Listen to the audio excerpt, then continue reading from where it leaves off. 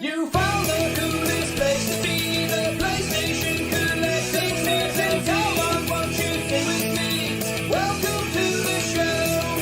Gather round the boys and girls, collectors from around the world. Let's show the people what they need to know.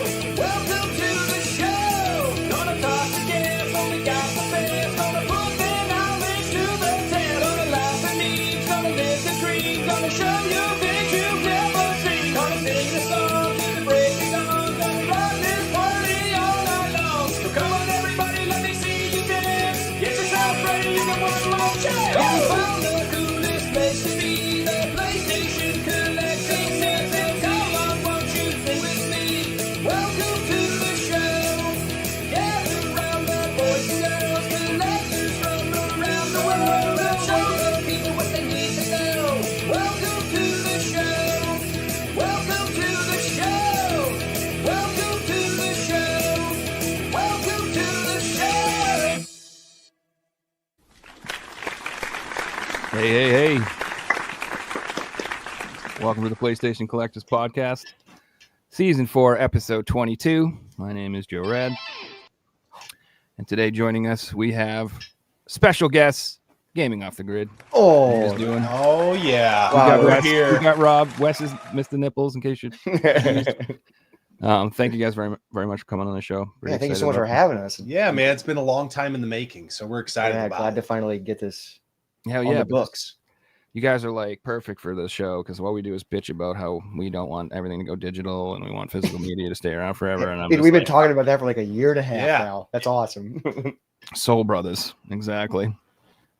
So, I did have a kind of an interesting story to start with, though, if you guys don't mind. It's Oh, not Yeah, I Very- love stories. I'm very intrigued. Yeah. kind of interesting. So, He teased it earlier. I made the news today, Yep. but not in a good way. Are you going to jail? I didn't go to jail. Okay. Okay. Could you potentially in the future go to jail? Could be. Okay. Oh, Well, yeah. maybe I should leave some details out. No, I think you should. That's, it. what happened? So, my girlfriend and I work from home, and every day she takes my little doggy for walks, you know. And today she left. She came back like mad early, like way sooner than normal. She's like bawling her eyes out. And I'm like, what's the matter? She's like, the people down the road are doing construction and they had a German Shepherd out and it got loose and it attacked me and it bit me and I had the shoe bite in my leg and all this other stuff. And I'm just like, really? And then she's like, and then the guy was yelling at me and he was being rude and saying that like the dog didn't bite me even though I got bit, and he was being an asshole and he was like choking out the dog and he was hurting the dog and all this stuff. And I was just like, Christ. really? She's like, yeah. I'm like, okay, I'm gonna have a little chat. And I'm 6'5" and I weigh 260 pounds, in case you're curious. Damn. I'm a large fella. Yeah. So I walked up and I said, hello, gentlemen. Who owns the German Shepherd? And they were just like not talking. And I was just like, who owns the fucking dog? You know what I mean? And he's like, me. And I'm like, your dog bit my girlfriend. And he's like, no, he didn't. That never happened. And I'm like, oh, it never happened? Guess what else never happened? And they had like they're working construction. They had all these like nice, expensive tools everywhere. I was like, well, guess what? This didn't happen. Smash! And I started fucking destroying all their shit. And I just started going ape shit. Like, Damn, this happened today? This has happened to me today. Yeah, Oh So my you God. could be going to jail. maybe. I don't know. So We'll anyway, see. what ended up happening is he ended up jumping out of his he was in like a little Caterpillar tractor trailer thing, and he ran over into his truck and he pulled out an AK-47 Oh my God. and he fired it at me. Wow. Swear to God, and he shot at me. And Oh so my- I You almost did didn't make the show tonight. Yeah. correct. I almost died. I almost got murdered today. Oh But he my did not God. hit me. And I separated myself from the situation and called the Wise. police. And Very wise. he got arrested, and I got walked home, and here I am. Perfect. Oh my God. Well, Yeah. we're glad you're here. Yeah. We're glad you're okay. We're glad you're sick. Jeez, Glad you're alive. That's And insane, dude. hopefully your lady's wounds are not, and hopefully she doesn't have rabies, because that's a thing. Yeah. I don't know if I would tell. Yeah. She foams a lot. She's a little crazy as it is. Well, if she doesn't have rabies, we can do a 5K fun run walk. Yeah, there you go. That's what I should do. A GoFundMe or something. Yeah. Yeah, And we'll just your opportunity. eat a lot of lasagna and then walk 5 miles. Because I'll be honest, I didn't get injured, but my toe really hurts from kicking all that shit. I bet. You Yeah, I got to was make sitting sure there when you on- go out to another scenario like that, you wear the proper footwear. Steel toe, baby. Yeah. That's true. Now I know. So anyway, that was my story for the day. So Damn, that's podcast a, abruptly ends. I mean, maybe I'm in prison. I don't know. Yeah. I mean, the fact that they walked you home. No, man, they were cool. They knew. The guy was he's just a scummy dude, and like I could hear where like I don't want to get into any more of it, but yeah, that was Pull a freaking gun on you. That's insane, dude. he shot at me. Yeah, So that's now I have street cred. I can say that I've dodged bullets. I'm like, yeah. I've never been shot at. I'm like thankfully. Biggie. No, me neither. But Okay, you you got probably it. were like, hey, I've played Call of Duty, son. Yeah, I know what that is. I'm gonna start dancing. Yeah. Ah, no kidding. Yeah, I was just a little surprised. He pulled an AK-47. Like, really, Well, bro? You just that's- carry that around with you to your job sites? Yeah, that's You insane. got your hammer, your paint can, and your AK? Probably a top shelf individual. No, he was definitely So, but now he's in jail, so there's that. So God, Right. what a wild day. right, dude, and that's not my normal day. So I- I figured. Yeah, I'd so do you don't that. I normally don't do think that. we have Yeah, this anything isn't that can like- compete with that. So the podcast has peaked. Okay, ladies good and night, gentlemen. everybody. That's it. That's the story for today. Yeah. No, we have more important things to talk about, Oh, okay. like video games. Like video Oh. games. Like not Right. dying. So there's a lot of topics we can talk about, but the first thing I did want to mention is I don't know if you guys saw. Did you see the new Xbox ad? The Xbox is Xbox. The Xbox So, is this. The I- Xbox is that. I loosely caught that today. I didn't see that. Yeah. And I seen people making videos, you Mhm. know, on it and stuff like that. Didn't watch any of them. But yeah, I mean, I don't know. It just seems like they're kind of struggling and they're trying to figure out a way to say why they are relevant and whatnot. So what was it? Was it for like a new console or No, it was basically saying like this is an Xbox, this is an Xbox, this is an Xbox. So like Yeah, your your laptop, TV is an Xbox. your TV is an tablet. Xbox because you can phone is. stream your games and you can play Xbox on your phone. that was the commercial? I will say this: my Mhm. work computer every day Mhm. it's on the server. Every day when I log into it, the Xbox app pops up because it's just I don't get to control what's on there. It's all server based. It's all fed to my. And I'm just like, I'm never gonna play this on here. Yeah, you're but working. thank you. Exit, whatever. But yeah, I did see that. Yeah, so it's an interesting idea. It's not, some people like everything are overreacting, but Oh yeah, for sure. And usually when we see people making videos on shit, we're like, nah, that's not what we want to talk about. they so Xbox they're down on obviously hardware sales. The consoles themselves are like selling like half the rate of the PS5 or something like that. Oh shit. Okay, damn. Yeah, which I think that's more of to do with the failure of their previous console. I think they screwed up big time on the Xbox One. Was that One X? Yeah, something like that. All- Dude, the namings that's where it lost me. It's like it went Xbox Mhm. One, then it's X, S series. I don't know. yeah, Confusing. I mean, yeah, I'll let you keep on your thing, but I think a lot of it just has to do. It's all about the games. Consoles do well if they have games. Yep. Plain and simple. I'm a pretty simple fella. If you got games I want to play, I don't care what brand it is. I'm going to play them. Yeah, and I thought they did some cool things this generation too. I really thought that they're trying to do backwards compatibility. It was awesome. I Yeah, thought That's that a was really cool perk. Yeah. And I do think that in a lot of ways, what they're trying to do is just be a little more consumer friendly and show that, not everybody needs necessarily to own a console. Truthfully, there are people out there that can play games on just their tablets and then can play their games on their phones, kids and stuff like that, It's Fortnite. hardcore gamers or whatever. So it's nice that they have that option, but it's just a little weird because, like I said, I don't know. That's why I titled the show "PlayStation is an Xbox" because they're really Xbox games on PlayStation, and so by their logic, the PlayStation's an Xbox. You play your Xbox games on this too. Hey. Yeah. So I just thought that was kind of cute. But I think they're trying to get their foothold in the all digital market, and I think it's smart for somebody to do I it. mean, it makes sense for Microsoft because obviously they also do computers, and then they've been pushing Game Pass for a while. Yeah. So it makes sense that I knew they were going to do it where it's just like you're not even going to have to own a.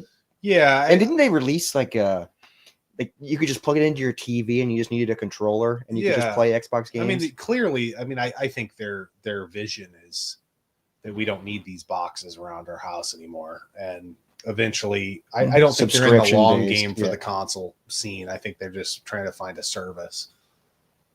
Yeah, and I think that that ain't for me. And I'm really looking forward to Nintendo because they're saying backwards compatibility is coming down the pipe, and I want to stay with the physical media market for as long as possible. Yes, I think Nintendo will be one of the last probably physical medias. Yeah, we just did a video talking about the future of Nintendo, and they put out like a tweet that said like that at least the software would be backwards compatible. So I don't know exactly what that means because it's not confirmed, but I'm glad you guys pointed that out because a lot of people were just like backwards compatible confirmed, and I'm like, that's not what it says. Yeah, it said software would be backwards compatible, and then the app. So it's like that doesn't necessarily mean cartridges or physical media, but it or at least is something, or my Switch or my N64 controllers. Yeah, exactly. Is all that stuff going to work on it? I don't know. Nintendo, if my NES controller Bluetooth don't work for some reason, I'm going to be so mad. Yeah. Like, I don't care if it charges. I don't care if it slides in like it used to, but it better work. It better work. Bluetooth, all right? Yeah. They're going to make you buy new ones. They do. They're the worst for that. They really are. Like that's why for a long time people were like, backwards compatibility is like, it's a done deal. It's definitely going to happen. I'm like, I don't know, man. Like they they resold everything on the Wii U to you on the Switch. Yeah, they did. And they're probably like, this was awesome. I mean, they did do backwards compatibility for 2 generations. How about I shout out a little something? How about I shout out the old multi-tap for the GameCube controllers that works on both consoles? Yeah, that is cool. It's 2 USB ports, and then you can play 4 real GameCube controllers. So that's pretty sick, dude. That was the one carryover item. But that's a good item. That's a great item because it's an amazing I use the GameCube controller every time we play Mario Kart, Smash Bros. Yeah. That's pretty brilliant of them in a way, though. Like that, like as long as they keep release a Smash game for every console, they can sell more controllers for. I don't know how they're gonna top the last one. I don't know how they're gonna top the latest Smash or the latest Mario Kart because they've all been just like the latest Smash has everything. And then the latest Mario Kart has everything plus all the DLC, which is so many maps and all this stuff. It's like 64 maps. How do you top that? It's going to be, I don't know. Or do you just release more DLC, but it's only on the new like how do you do that? I don't know. Because there's so many characters in the Smash Bros. Game. Yeah. What characters are we missing? Like you got true. Freaking almost every single one of them. It's almost like they need to go like that's going to be the Smash game. And then they got to go like the Marvel versus Capcom route in the future one. So it's like Nintendo versus Sega. That would be cool. That's going to have to Nintendo versus because PlayStation. To your point, I don't know how that'd be sick as I don't know how they triple stamp a double stamp, Lloyd. That would be that'd be so cool though if they did one of those verses. I mean, everything is freaking cross-platform nowadays, so why couldn't they? Yeah. I'm fully supported, but everybody's like babies about their IP. Like Sony couldn't even get characters into Astro Bot that were from Sony games. They were like, no, we don't want them in our game. I'm like, okay. What is weird that it's weird with that, but then also like you can now play the show on the Switch. So I feel like that's weird too. Although it runs like dog. It doesn't run very well, but you can still do it. Shit. Yeah, I think we're gonna see a lot more third-party support for the new console. I think we're going to see Elden Rings on the new Switch, and we're going to see, all sorts of stuff like that you wouldn't have seen before. But hopefully it's powerful enough too. That's the other thing. Yeah, that's the other thing is like that Nintendo's always been like not super high tech or powerful, but it doesn't need to be for Nintendo stuff. But if it's going third party, then it does need to be. Yeah, and then whether people like it or not, having a handheld system does have its limitations. Like you can't put a PS5 Pro in the damn thing or whatever. Yeah. It's like a lot of like the Steam Deck is a hilarious thing to purchase because like it plays PS4 games and it plays all these games. I'm like, yes, it does for 45 minutes. and then the battery dies, and it cooks my crotch because it's 400 It gets degrees. hot. Yeah, it's playing something it can't support.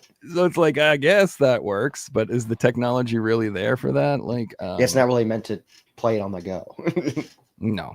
So exactly like you said, you could throw it on a dock and hook it up to a TV and use it like a Switch and play it like that, and yeah, you'll get your time out of it. But yeah, we'll see. But either way, I do hope that they stick with physical media, and I think that whatever company is the last man standing, so to speak, is gonna see a huge boon for being that person, whether it's Nintendo or Sony or whoever. Yeah, we'll see. We'll see what happens. I mean, you know, we're all of us right now on this cast are of a generation that are becoming more and more voiceless because, you know, they're going for the younger crowd. That's fine. That's what happens. But I do think a big part of the sales struggles, you know, with the PS5 Pro, and it's going to be interesting to see if these companies double down on digital in the next generation when I don't think it's been working out for them all the way. No, I don't think so. Yeah, digital sales are great, but you know, and then I also think like when you go discless, Xbox loses in the blink of an eye all of the benefits that they have for backwards compatibility. Yeah, which is so awesome that they do that. And I should say backwards compatibility for people that have old games laying around. Physical media, of course, yeah. if you downloaded it digitally, yeah, you can still, you know, pull it forward. And then, you know, the PS5 Pro, anybody that loved that the PS5, because I've seen tons of comments on our channel, I use my PS5 to mostly play my PS4 games. Yeah, I do. And I guess I just assume when they say that, they're saying sliding in my PS4. playing Maybe they have a huge digital library and I'm just, you know, not obtuse enough to pick up on that. But I think and then, you know, the Xbox One I use as my 4K movie player. I use that's another thing I was going to say too. And then Sony still having skin in the game. I know it's out of a lot of retail stores, but still having skin in the game in the Blu-ray scene and the 4K movie scene. Yeah, because they produce Blu-rays. I think if that's the route they're going, it's like you might not be thinking this all the way through, but we'll see what they decide to do. Yeah, it's weird. It's weird to offer. Maybe the sales of the PS5 Pro will be like that slap in the face, like, hey, you still have a lot of 30 somethings and 40 somethings out there that are really important to what you do. Because we're the ones with disposable income. Yeah, exactly. You can get, I mean, I don't know do you really want these kids who are playing Fortnite who have no money or whatever asking their mom for money to buy skins? I'm like, I'm sure they make money. I'm sure it's very lucrative. Yeah, I mean, they make a ton of money on digital, and especially think, all the pay to play games. Circling all the way back to your Xbox ad that came out, you know, today or whatever it was. You know, I think that makes sense to a younger audience, but it doesn't make sense. I don't view my phone as an Xbox. I never will. If you want your phone battery to die in 3 hours, play games on it. Yeah. I don't understand how that's convenient. I've never understood that.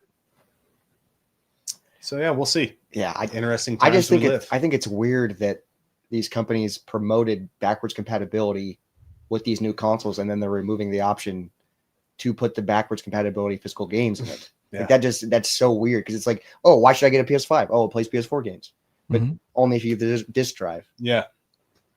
I guess it's weird to me. Like everyone was talking about backwards compatibility for like the longest time, and now no one seems to be talking about it because they're going the other direction. You know, it's weird. I think that's a great selling point if you have a disc drive because PS5 playing your PS4 games, that's dope as hell.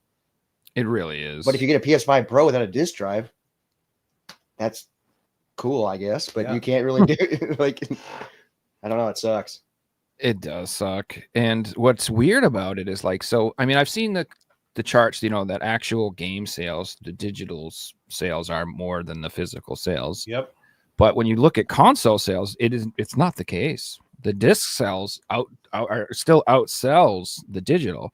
So it seems to me like consumers, even if they tend to lean towards buying digital games a lot, they still want that drive. So because maybe, like you said, maybe they like to watch DVDs Oh, on and it. also, yeah, you can use Maybe it they as a like home to just have the entertainment. option to borrow a game from a friend every once in a while, even if they play all digital. You're you removing know? 100% of the Well, option. I think there's probably a ton of people, which this probably sounds crazy to the demographic of both our channels, but there's probably a ton of people that their PS5, PS4, Xbox Series X is their last standing device in their house that can play something physically. Yeah. Whether it be an old DVD, an old DVD of a graduation party, a wedding, or whatever. And people that they maybe don't realize that in the moment, but And then when something comes up where you're like, oh, I need to play this or I want to watch this, you're like, fuck, I don't have a way to play this. Like that sucks. It's like nobody realizes the importance of it until it's in that moment. Like I've seen people like they've like certain areas have lost internet for a day or two. Oh yeah. And people will go down and be like, all the DVDs at Walmart are gone. People motherfuckers came down there and bought all the movies because they had nothing to watch. They didn't have Netflix and they didn't have this and they didn't have because that. the internet's off. And then that's all why of a sudden, I'm a big DVD collector and I have like a whole shelf of it. And I usually end my night by just popping in a DVD.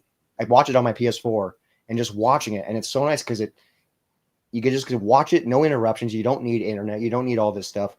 And I really like it too because it is kind of a time capsule as well.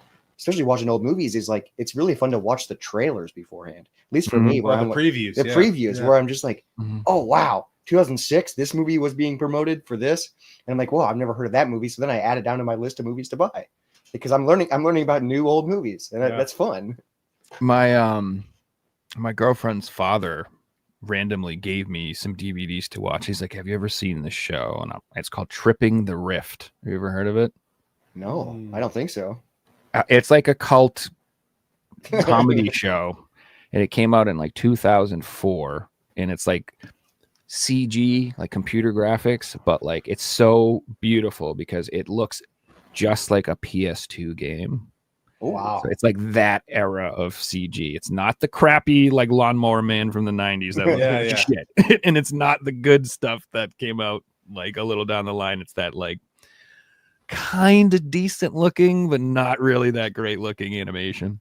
But like you said, it's really refreshing to watch because it's like the references and the jokes they make and the people they talk about. I'm like, it's like, oh my God.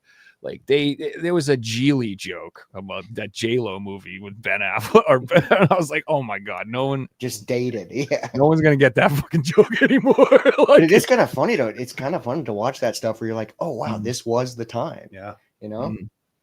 But if you've never seen the show, if you like crude humor, if you like offensive humor, like if you like Married with Children or you like, oh dude, you should check this show out. It's not like Shakespeare or nothing like that. List. But it is fucking. It's there. There's been several moments where I like it. It's one of those shows that it's so offensive that you like shake your head when you laugh. You're like, oh man. You're like, I shouldn't be laughing. I can't believe they said that shit. And like, you don't get that any day these days, especially in the comedy world. I feel like we don't get anything edgy anymore. Yeah, I feel like the comedy world's been very PG lately, just because offensive and all this stuff. But early 2000s comedies, they're still good. I mean, a couple days ago we watched the first Anchorman. Yeah, that's good stuff. Still amazing. Like, yeah, and so like back, like I don't know. I guess I just grew up in a different time, but like. A lot of the humor was it was like how is like people just being as mean to each other as possible. Yes. Like that is the joke. It's like someone says something and then someone says something even worse and then someone says even worse and they insult each other. Pile on it. Yeah, exactly. That's what I grew up doing, and I still kind of do that. Correct. That's how all my friends grew. Like I grew up like all my friends. If I try to explain to people, I'm like, if I'm nice to you, that probably means I don't like you very much for the most part. Yeah. But if I'm like joking around with you and fucking with you, I like you. Yeah, that's what I do to people I enjoy hanging out with. I fuck with you. that's how I grew up to show affection. Like me and my friends, we were never nice to each other. All we do is make fun of each other. It's just ball busting. That's what. But if somebody started to fight with one of us, we'd all kill them. Yeah, exactly. Like we're like tight like that. But I don't know. But like nowadays, it's just like. No, you gotta worry about everybody. I'm like, why? Just can't everybody? Like, I don't know, man. Like, just deal with your self-esteem issues like everybody else did. Just do drugs or something. I'm just kidding. Yeah. I'm just kidding. Sorry. That's not what I meant. Anyway, Tripping the Rift. It's a cool show. I'd highly recommend it. Tripping the Rift. I'm gonna check it out. I've never even heard of it. Yeah, I was surprised. It's got 3 seasons, and then they made a movie. Oh wow, okay. And like, it's funny too, because it's one of those things where I'm like, I vaguely remember seeing it for like 5 seconds back in the day. Jenny McCarthy's voices one of the characters. She plays a sex robot. Oh, it's good. Okay. I'm sure you're talking about. It's just off the chain.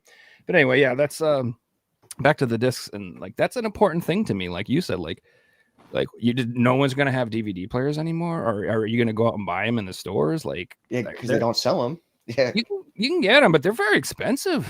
They're still like $200 or $300 to get like a nice Blu-ray player. Yeah, that's fucking wild. Yeah, and I just have a PS4 that can play it, and it's awesome because I can also play video games on it.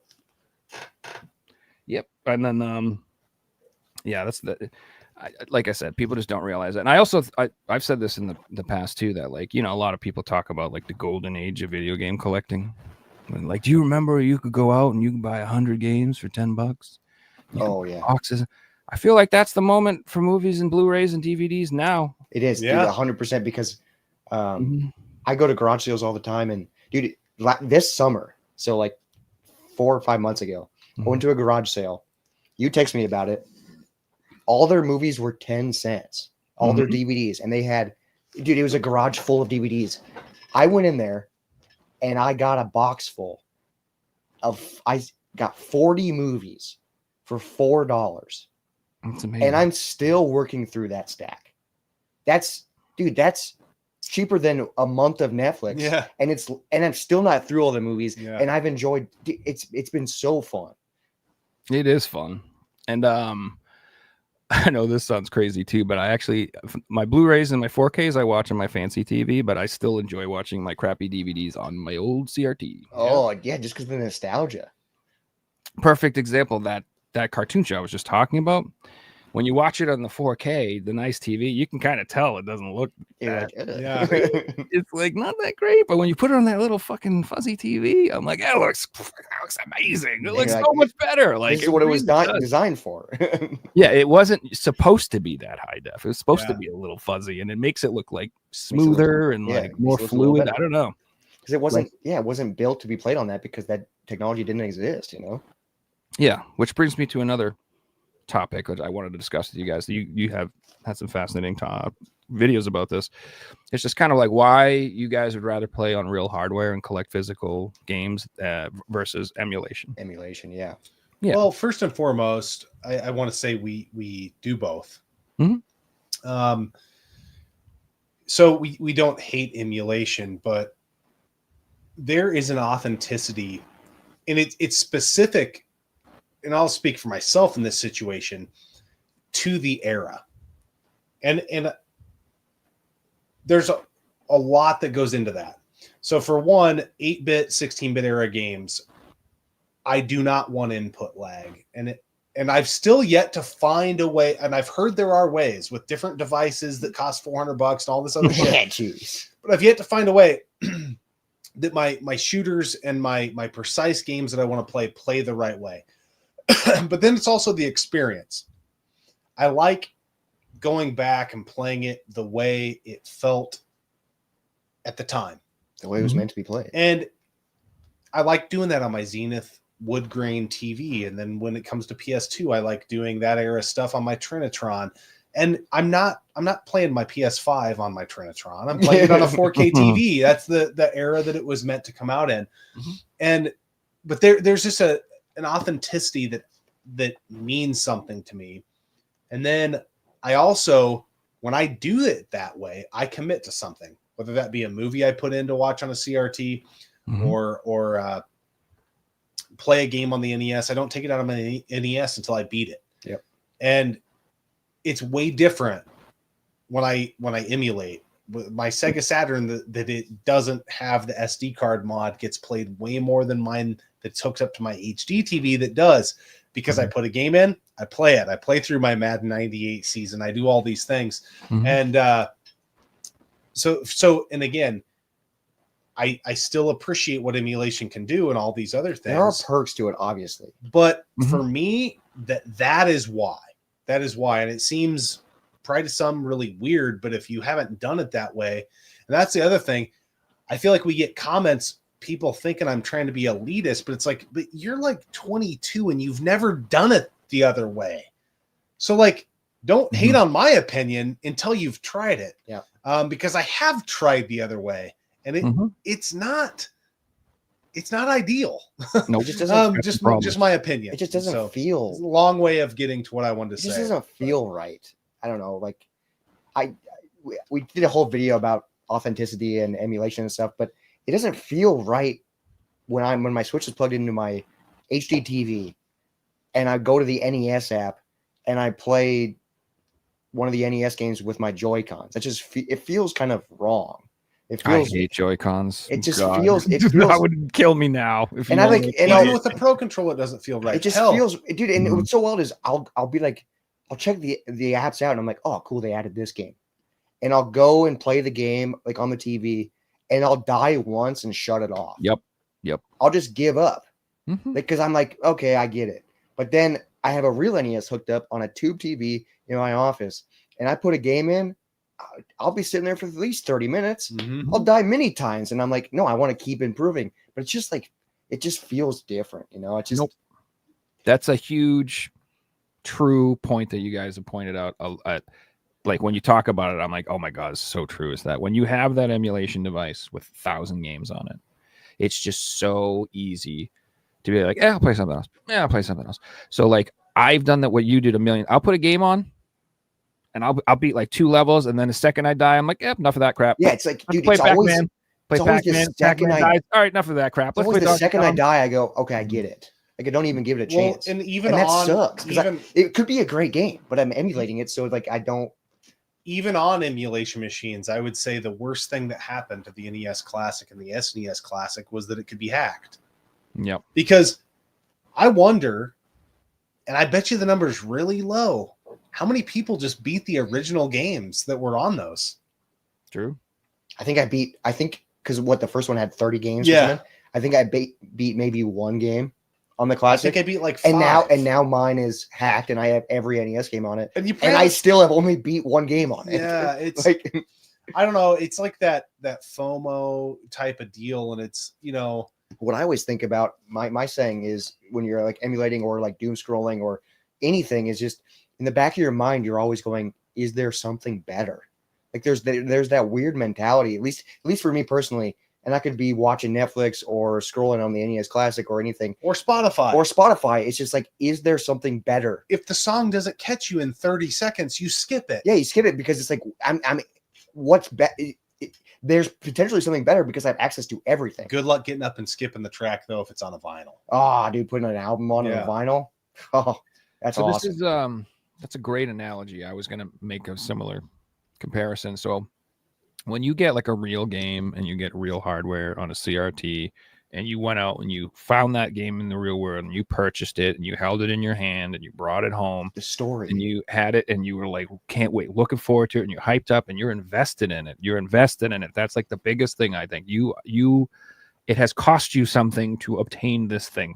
And then also, not only did it cost you, but there are also the investment of time, because you went out and did the story. Dude, there's a video by Optic Lure, who's a great channel.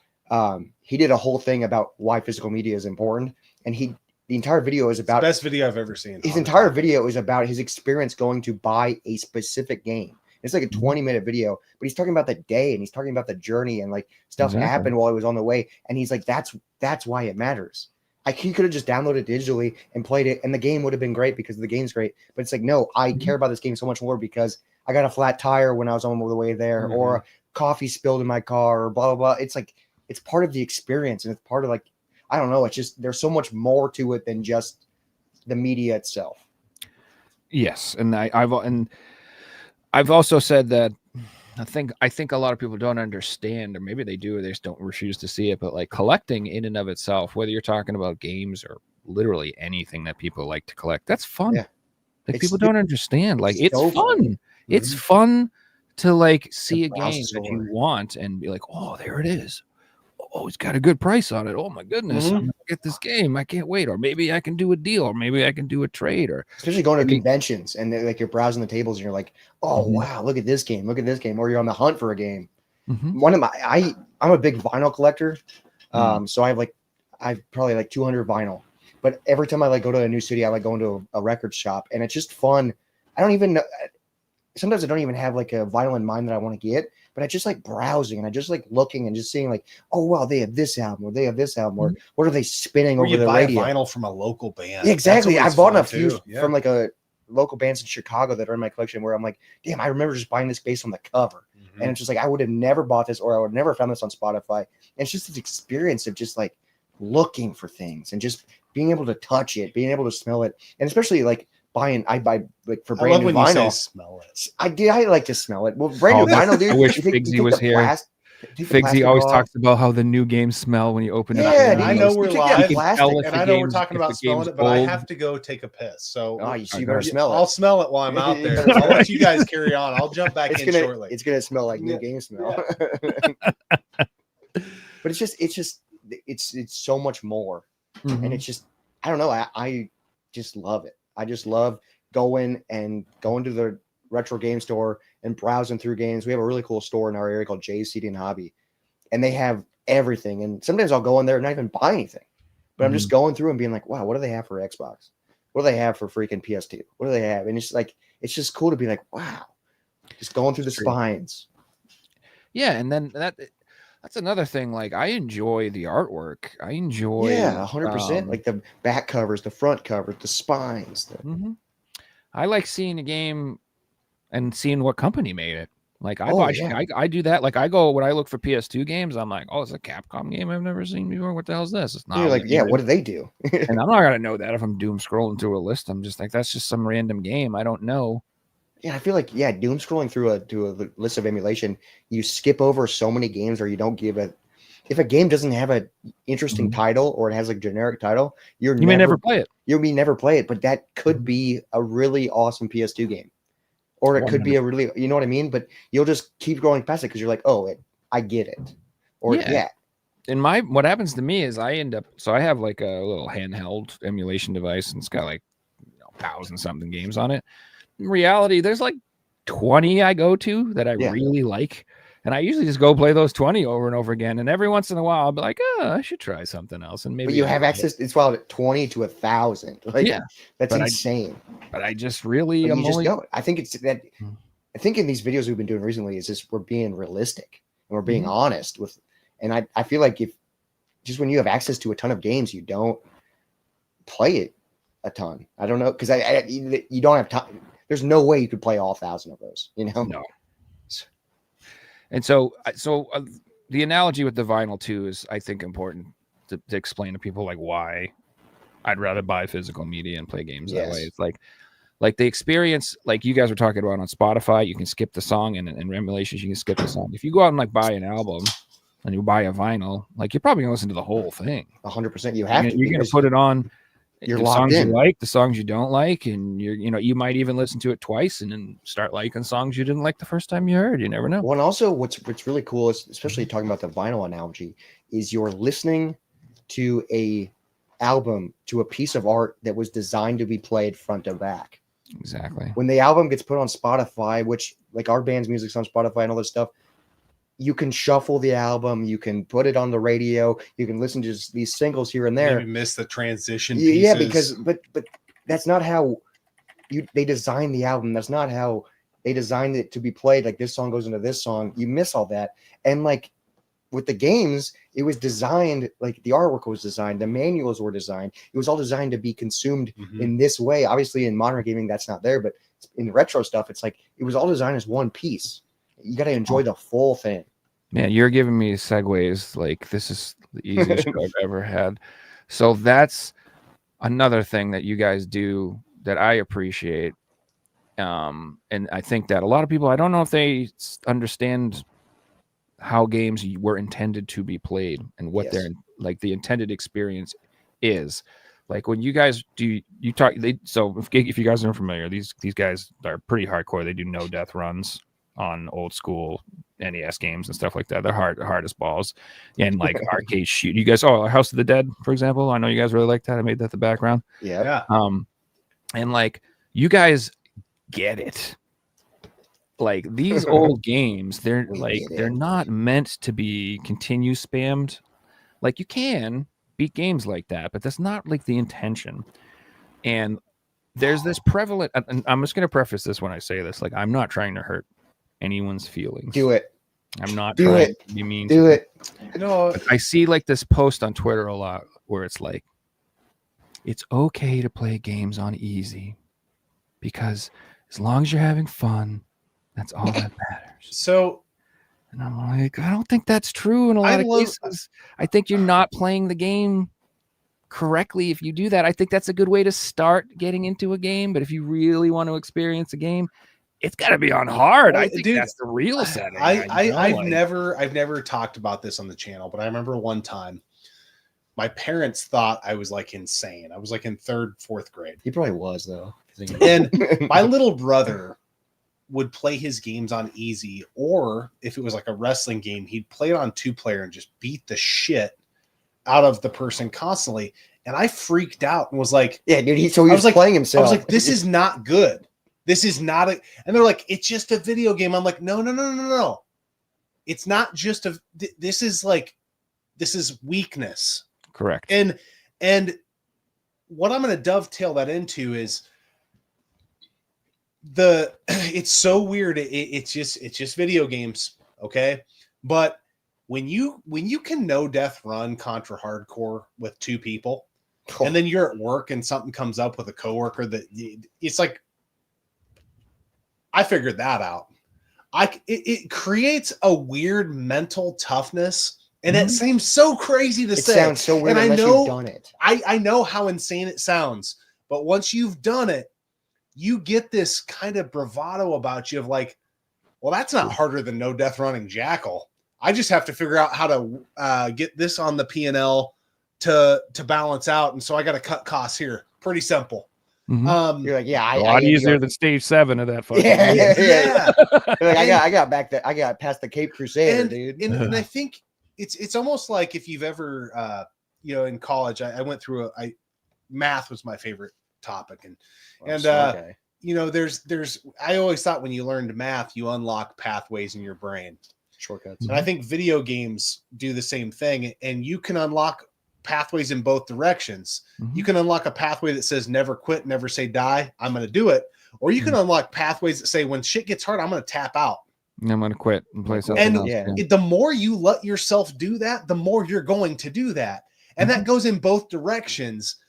And so, I mean, again, goofy as hell to say, but video games have taught me so much in life that it's weird. It's weird, but I get it. And I approach it that way.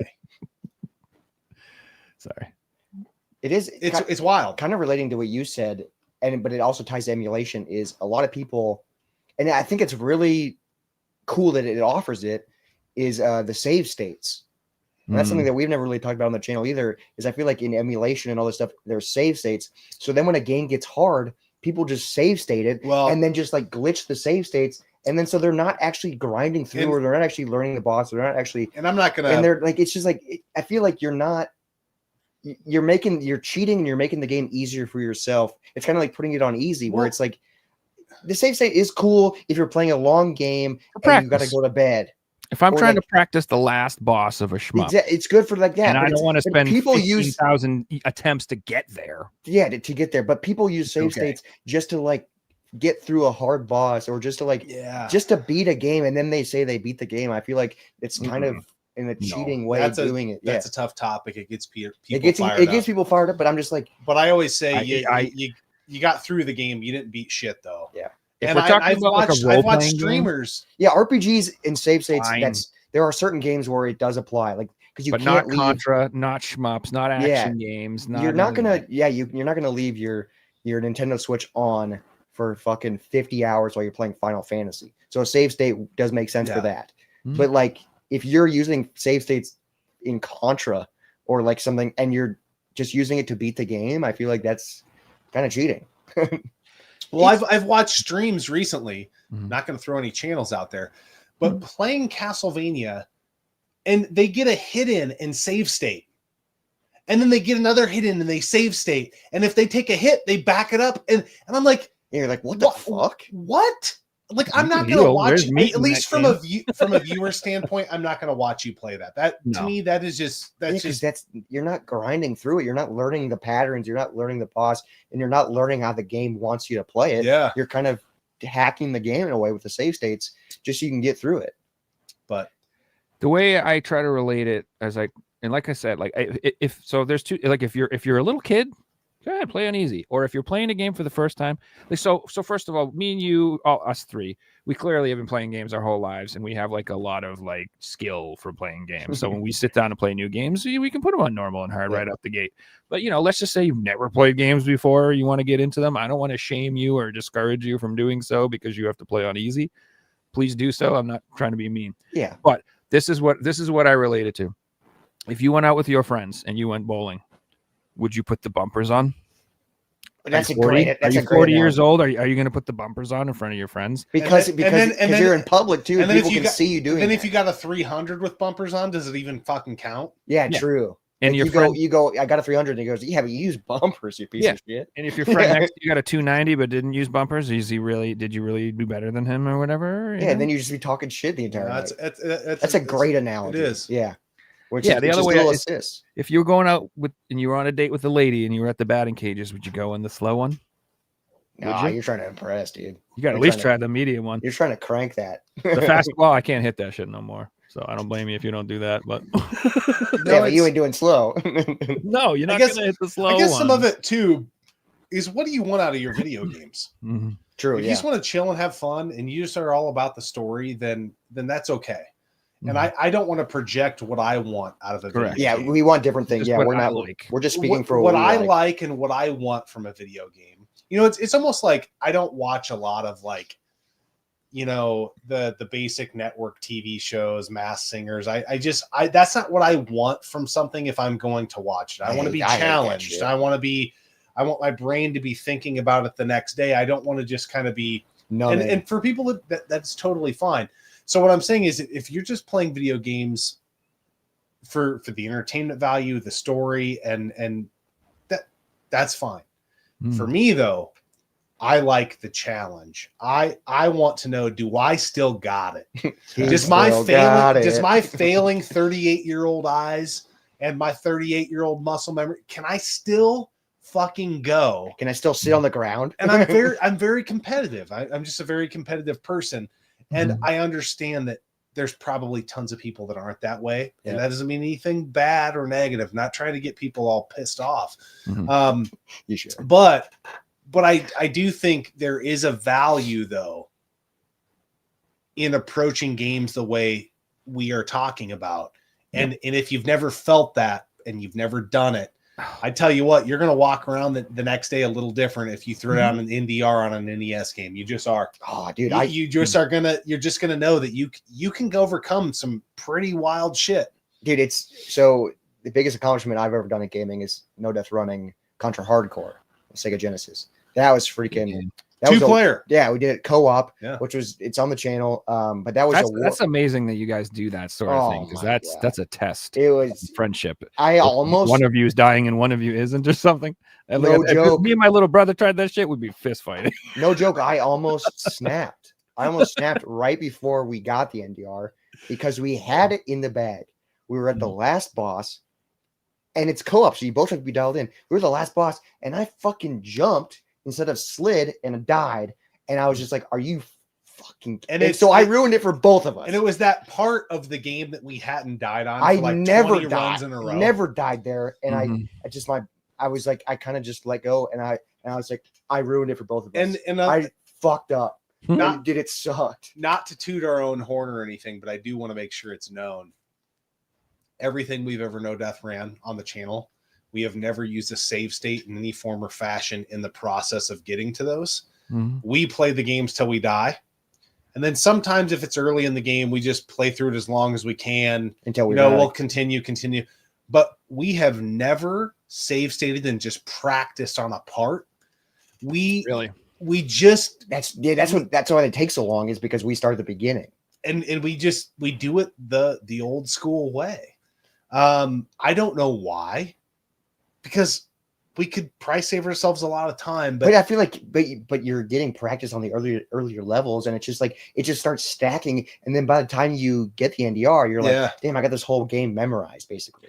Yeah, so it's a wild process that we do, and we don't do as many of them as we would like. I think we were talking. They're hard to do. We started filming, but when we were chatting offline, there's the time, the channel, and the performance wise, NDRs don't do shit. Oh, they're like our worst performing videos. I mean, we could convert our channel and probably do 4 of them a month if that's all we did, but it's there's that fine line on YouTube. You want videos to do well, and then you put a video out that's an NDR and it gets like 500 views or 1,000 views, and then you can talk some random shit about emulation or whatever it is, and you get 25,000. It's like, hey, that's what we're gonna do. But yeah, people like drama, man. You know it is. Yeah. So we're trying to walk those fine lines, but they don't want to see happiness and success. They want to see failure and misery. Yeah, which is why you should watch somebody NDR something. Because so you should put like almost NDR, but funny twist. Rage quit. Yeah, rage quit. Then we fake fight, pro wrestle fight, because Robert died at the final boss. Hit him with a to beat his ass. Yeah, hit him with a I've been trying to get someone to have fake internet beef with me. I figured that'd be a good way to grow the channel. Like, we went down that road just once. start talking shit to somebody and be like, "Oh yeah, Genesis sucks, loser." Something. But I don't know. Nobody wants to do it. No, one of the funnest things though, in recent memory on YouTube to me was we have a buddy. His name's Nathan. I just saw him in the chat too. Oh, okay. Didn't see that. But he's gonna be blushing at work, dude. This guy, week after week, day after day, month after month, was working on a Battletoads NDR. Battletoads. Oh, that's dude. No matter where I was at work and what I was doing, I was turning that on. Yeah, and he'd be live streaming for hours. And he finally got it done, dude. And it was insane to watch that. And then there's so many other streamers that will just pop on a random NES game and get through a couple levels, put on another one, whatever. And I was like, dude, that was the most fascinating thing to me on YouTube for that whole duration of time. He said it took him 2 years to do it, but he didn't give up. Yeah, but you know what? And dude, that the feeling afterwards is. So this is what you guys said. People never experience that. They don't know what they're missing, and maybe that's why they don't do it. But it is amazing. And I similarly, like when I used to play when I used to see shmups in the arcades and stuff, like I never even thought you could 1cc or no death run of it. Like it looked, I thought that was impossible. I'd be like, because just beating it's hard. They just want your money, right? Yeah, exactly. It's just a quarter eater. You're supposed to die. It's going to cost you a couple bucks to beat it. That's just how the game is. Like I thought it was. I didn't even know that was an actual thing until literally in the last maybe 3 or 4 years, I saw some people doing 1cc runs and no death runs and all clears and two loops and not dying. And I was just like it literally, I was like, I didn't know you could do this. Like, I didn't think humans could do this. Mm-hmm. This is actually possible. It's like saying, the way equivalent is like, all of a sudden you see some dude one day and he goes, all right, see you later. He just flies away. You're just like we can possible. Fly? I didn't even think about that. I better learn how to fly. I didn't know we could do that. We can do that now. Yeah. And so I spent fucking ever. All of a sudden, I'm like, I'm gonna 1cc one of these goddamn games, dude. And like the first one I ever did was Ghost Blade HD, which isn't even like the hardest shmup or whatever. But I remember I got that 1cc. That was the first one I ever got, and that feeling. I was a fucking gaming god. Yeah. I was like, I am the greatest. No one can stop me. Yeah. You know, it's just, you're like, where's that dog at now? Yeah. It's just like such an unbelievable feeling. And that is why I'm not, when I talk about this, I'm not trying to hurt people's feelings. I just want to encourage people to maybe try it. Yeah. Because you maybe don't believe in yourself enough that you can do it. But you can. You just might have to sit there like Nathan for 2 years. Well, and it really tests your will. But I do want to highlight though. Mm-hmm. I think you illustrated that beautifully, and I also think that there are people that say, Well, why would you pay that for whatever retro game it is? Oh yeah, And yeah. you think about Battletoads on the NES, which is not that expensive of a game. I don't even know right now, probably 20, 40, somewhere in that range. Nathan got 2 years out of that game by doing what you just talked about with that shooter. Mm-hmm.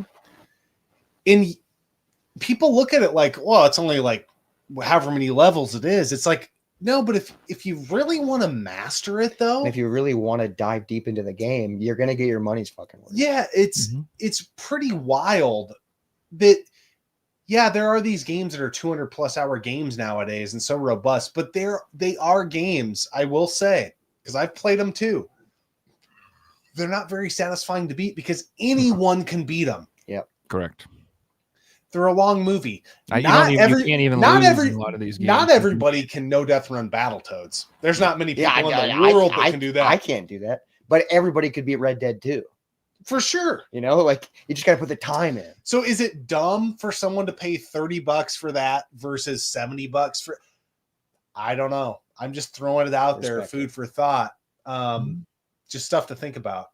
And that goes into a whole nother thing we talk about where people think retro gaming's too expensive. I mean, it's like, God damn, I think there's a guy that spent 2 years playing Battletoads, probably got it for $20. Well, I just think it's just a matter of perspective and just a matter of what you're willing to spend your money on. And are you going to spend time with this game? Are you actually going to play it? Yeah. Versus, I don't know. I feel like a lot of people that are saying it's too expensive are comparing it to what it was 20 years ago. And obviously everything was cheaper 20 years ago. You know, you could have got games for super cheap, but you could get a freaking NES game for, I don't know, you could spend $40 and it's like, oh, that's too expensive. But are you going to know that runner? Are you going to spend time with it? Or you could get your $40 worth super easily. Or Seriously. you could spend that $40, get an NES game, spend 2 years on it, Battletoads. Or are you going to go out on a Friday night, have a few drinks, get some dinner, which is also fun, and spend fucking $100? Yeah. Yeah. You know, so it's like, is that expensive? Is that it's I don't know. I feel like it's all perspective. So, I know. I can spend $40 at McDonald's nowadays. Exactly. Yeah. So it's like I'd rather. I mean, I do go to McDonald's, but I'd rather buy an NES game and get replayability instead of just one meal in one day. I agree, and I think that so when people say retro gaming is too expensive, it's just because there are a lot of games that are very expensive. Yeah, there's outliers. The things that are more popular, the Chrono Trigger, and stuff like that. For sure. And those are the ones that everybody always highlights, like, oh, Kuon is $1,000. Oh, this is that and that. But let's be real. Like most games ain't worth that much. Yeah, you know what I mean? Yeah. Like I could go buy. Probably like half of the PS2 library for $20 or less. Exactly. And those games are still amazing. That's like 800, 900 games right there. Yeah. So you don't have to collect the most expensive stuff to have a good time playing retro games. You know what I mean? Like Mario Duck Hunt's still fucking fun, and it ain't that expensive. And it's like $5. That's like $4. Yeah. You don't have to get Little Samson. You don't have to buy Chrono Trigger. And this is the part of the conversation where I think I like emulation. This is where emulation for me works in my life and my collection. I use it to supplement what I don't want to buy and what I don't want to collect. For example, I have nothing against the Neo Geo Color Pocket. It's a cool little system, and I have all those games on an emulator, and I can play them. But I just don't feel like collecting it. I don't want to go out and buy that handheld and add another collection to my room. Well, I feel like you're reading our mind because our next video is the reasons emulation is a good thing. Yeah. And I don't want to reveal it all, but we're touching on a lot of those type of things. It's not, I think our channels came off that we're anti-emulation. It's not that. We prefer the real thing. But there are plenty of instances where the real thing is just it's not going to happen. Yeah. Correct. It's just not reasonable for me at this point in my life, especially with the shmups and stuff. Like there are a lot of really cool Japanese PS1 shmups that are really expensive. Yeah, $200, $300, $400, and God, I'd love them to have them in my collection. Yeah, but realistically, it's just I don't know. Do I want to import it into Japanese PS2 and all that stuff. And I do get some every once in a while, but it's nice because I can play them and enjoy them, Yep. and then decide whether or not I think it's worth it at that point. That's a huge piece of it. It's the old try before you buy thing. Mm-hmm. Exactly. And so there, especially with really expensive games, like I'll go and be like, is this game worth $700 to put in my collection? And I'll play it and I'll be like, it's a great game. It's not worth $700. Yeah. It's just not, because for $700, dude, I could get a lot of cool stuff. I could get a lot of other things that I want. So it's got to be one of those things. Like and I'm not a full set collector either. So that's another thing. I think some people who go for like full sets of things get compelled and no, I've never done that. I've never done really that in the video game space either. I never have. Because to me, I don't want My Little Pony on the Genesis. No. And I trust me, I'm not trying to dunk on sports games. Mm-hmm. I love NHL Hockey 94, but I'm not compelled to own all the NHL games on the Sega Genesis. Mm-hmm.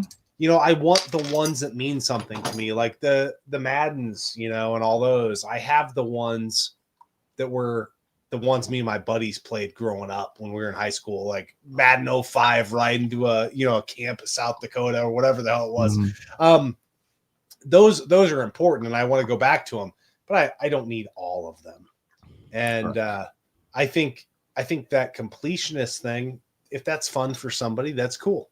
I can't dunk on it because I'm going for a complete set of the WWF Hasbro figures, and I'm down to a bunch of wrestlers that are a bunch of douchebags. Like I don't $200. Yeah, I don't want the ones that I don't have, but so I get it. But for video games, I just it's an active thing for me. Like if I'm not going to play it, I don't want it.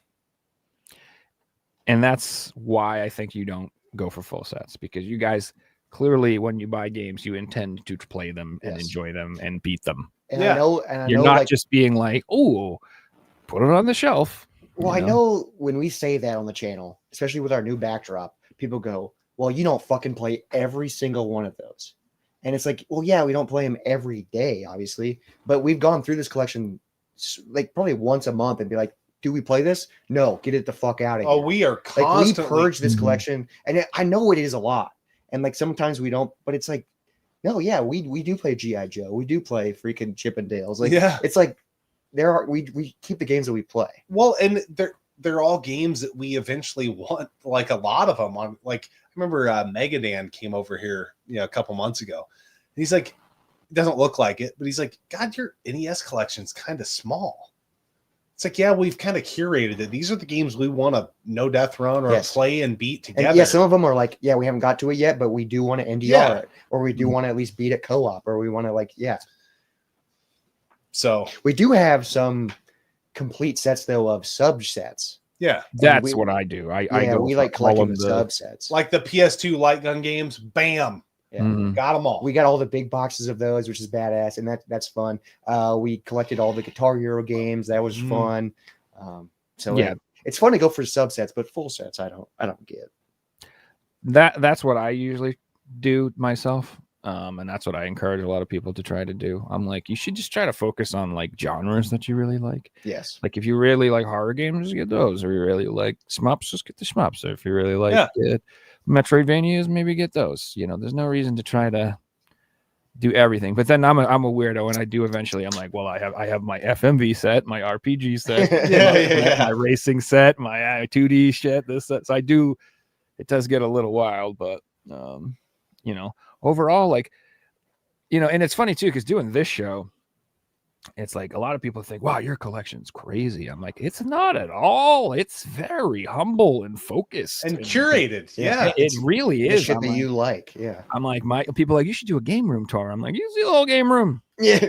This is it. Yeah. This is all I got. I don't have rooms and all that stuff. And like I said, like I feel like I'm like a very meaty, like a in the minor leagues or something for collecting. I see some of the people who've come on my show, I'm like, Jesus, they have like a floor of their house, and it's Which, I friggin' mean, LEDs and NES doors and which friggin' it's just is cool if you're into that kind of stuff, but that's just not how I am, you know.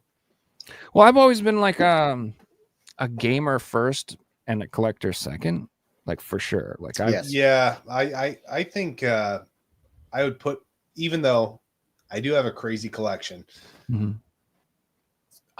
I always tell people, like, when they say they don't have time, what I do in my free time, I don't watch a lot of TV.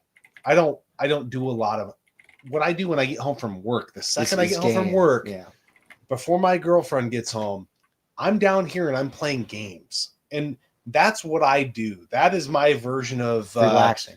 Of Third Rock from the Sun or Big Bang Theory. Third from the Sun, that's from like the 90s. Well, but dude. whatever people do in It's their actually a good free show, time, though. Mr. this Belvedere. is what I do, though. And like, so as I'm working on right now a no death run of Vice Project Porn. Or Doom, I mean. A Project Horn. Yeah. I'm working on that. And I've played it every day since I started it. Damn, that's And awesome. I might not, even if my girlfriend gets home and I'm only at level 2 and I haven't died, I shut it off. You're just I'm not like a crazy person that way. You know, I'm not going to steal my lifetime from, but every day, you got 20 minutes. Yeah. if I get, and a lot of people will throw on the TV or they'll scroll around on their phone. They'll do it. When I get a second, I dip down here and I do, because this is what I love, man. This is what I do. This is my thing. And, I know it's not everybody. Sometimes people like it. They don't love it. I love it. I could never watch another movie or TV show for the rest of my entire life. If I could play these fucking games and just be left alone and do it, I'd be perfectly fine. Movies is where you get me. See, I love them and I love music, but dude, I think movies are come before, just because I love everything about movies. Because I watch movies daily, but sometimes I go a couple days without playing video games, but I still like video games. Yeah, but movies, man, that's my escape. But that's a bigger of a time crunch. We definitely do both in this household, but I'm so lucky. My girlfriend likes gaming, dude. Like, oh yes, God, that makes my life so much better. And not only does she it's so funny, dude. I had girlfriends in the past that fucking hated this shit, made my life miserable, fucking always gave me shit anytime I wanted to play. And I used to play World of Warcraft, and you were one of those. huge problem. It's Tuesday. I'm like, well, I got a raid on Tuesdays, and they're like, no, we gotta go see my mom. I'm like, fuck your mom, I got a raid, bitch. It was always a problem. And now, like, my girlfriend now, she's like, oh my God, get out of here, go play WoW or something. Leave me alone. Like, she's like totally, just go play games. Like, just go escape. Yeah. And like, she'd be like, I bought you this game because I want to watch you play it. Oh, that's cool. I'm like, what? Oh, hell yeah. Like, so like, I'll play whatever she put it on the big screen. Yep. And then she'll sit there and she usually buys games that troll me, but you know, she wants. I mean, that's awesome. It helps having somebody that supports your hobby. Yes, and it's like, I not only like playing games, I like watching her play games. She likes watching me play it. We watch Twitch. I watch you guys play games. I watch people. Like, I not only play games, I enjoy the whole thing. I'm for sure into it. Like, dude, like I agree. When I go to bed at night, you know, if Amy's falling asleep or whatever, I'm throwing on somebody's stream, man. Or someone playing video games. I'm just so into it.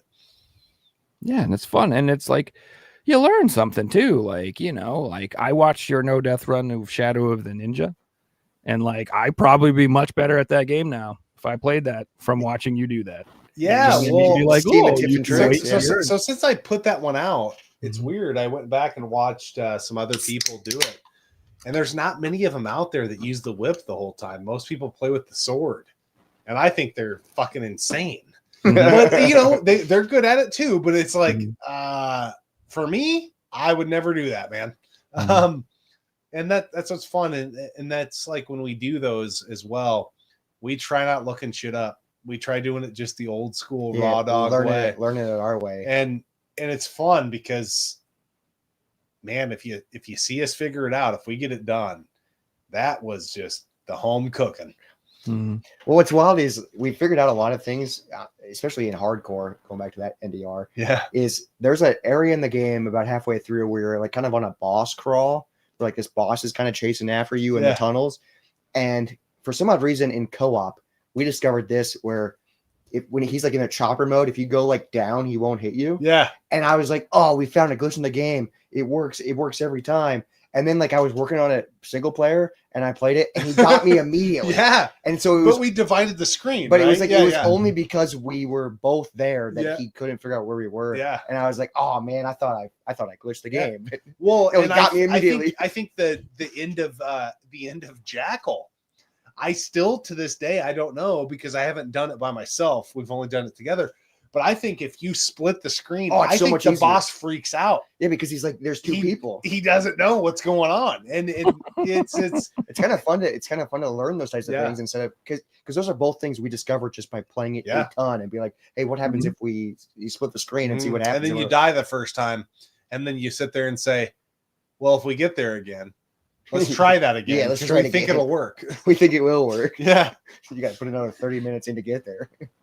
And that's how, that's getting your money's worth out of the game. And that's 100%, the stuff that you're never going to happen with an emulator because you're just going to die once. And then quit the also game, and you're not going to sit there and when you- learn every intricacy. And you're like, if I take 3 steps, that causes the left guy to spawn and I can kill him first. But if I take 4 steps, I'm going to get the left guy and 2 tanks to the right. which Those is so bitches important. always hit Yeah. me. So I Well, got to know to just, so I gotta take important. up this And I- side, and then I- move to the right, the Shadow of the Ninja No Death run that just happened. It's in the final level. There's these gold. Their paint looks kind of like Goldar, but they have a purple jewel on the top of them, and they jump. And then when they jump and they land, they have a bullet spread that comes out of them. Since I have watched it, I have never seen a person skip them all like I did. And what you do, and you jump over, they all glitch up at the top of the screen and they disappear. Every person I've watched stays there and fights them. And I just one time was just kind of like Leroy Jenkins. I was just running And it through worked. and I was like, okay. Sometimes it works. And I got to accident. skip the first one, but then I went too fast and the second one jumped and I was like, wait, what if I inch it along? And I don't reveal him. Mhm. Oh, and if you learn to not reveal. So it's weird. The more of these NES games and these old school games you play, You learn from other games of like, well, what if I just I can't explain it. Yeah. You gotta do it. But once you've done a few of them, it becomes so much easier. Also, what's really cool about no death running and physical collecting just in general is, you spend all this time no death running Shadow of the Ninja. And then when you finally get it done, you feel great. You put it on the shelf. Every time you walk past it or every time you look at it, you'll remember all the time you spent with it. You'll remember the feeling of NDRing it. You'll remember all this stuff. So we have we're starting to build a little shrine in the game room of all of the NDRs we've done.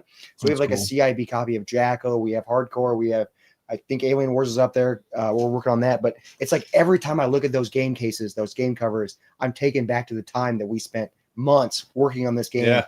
And it's you don't get that same experience from scrolling through a screen as well. And I will say, let me give emulation a little bit of a tug here. The 2 days after I No Death ran Shadow of the Ninja, I No Death ran it with my Joy-Cons on the Switch Online app, Holy and I shit. had a way better run than the one I filmed on original console. Really? But Damn. That's pretty badass though. yeah, it was cool. That's pretty badass. So emulation can It has its perks, yeah. it can be Because you were able to do that in bed, so Just laying in bed, Yeah, and watching football, pausing in between levels. yeah. So the little bit of lag, you can overcome that if you know the game really well. Well, and depending on the game. True. And then not to jump around too much, but since we're talking about emulation again, one of the things too that drives me crazy, and one of the reasons I like original hardware is I feel like the audio is shit a lot on emulation too. Good point. That part of more- it is wrong a lot, and I More don't often think people than- notice it. More often than not, yes. it sounds garbled, or it sounds like it's blown out, or sometimes the it's wrong off. frequency, or Or it's it's just me, the or wrong tone. It's the wrong tone. and here's the thing: you're a musician, and Exactly. tone is really important. Mhm. And yeah, I agree. It can be nails on a chalkboard when I Yeah. know that a certain Especially thing. when you know a game well. and it's going ding ding ding ding ding. Yeah. Ding, ding, ding. I'm like, ooh, that's not the right. You're like, what the sound. fuck is wrong with it? And then you try resetting it, and you're like, no, it's still doing it. It's like I turn the sound. I have to turn it off. I have to turn the sound And off. then that- because and it that really ruins- annoys me. it ruins half the experience, you know. And like those old, especially with the 8-bit games, like the sound chips in the Master System and the NES are fucking god tier. And I really can tell if the music's not right.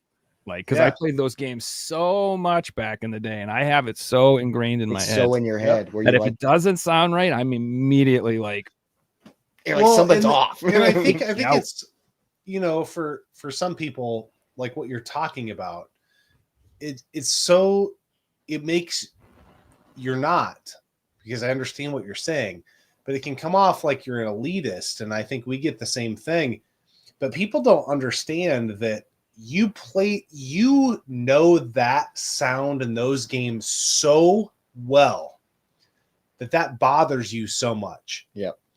And I grew up with like 6 to 8 NES games all the way. I was born in 86.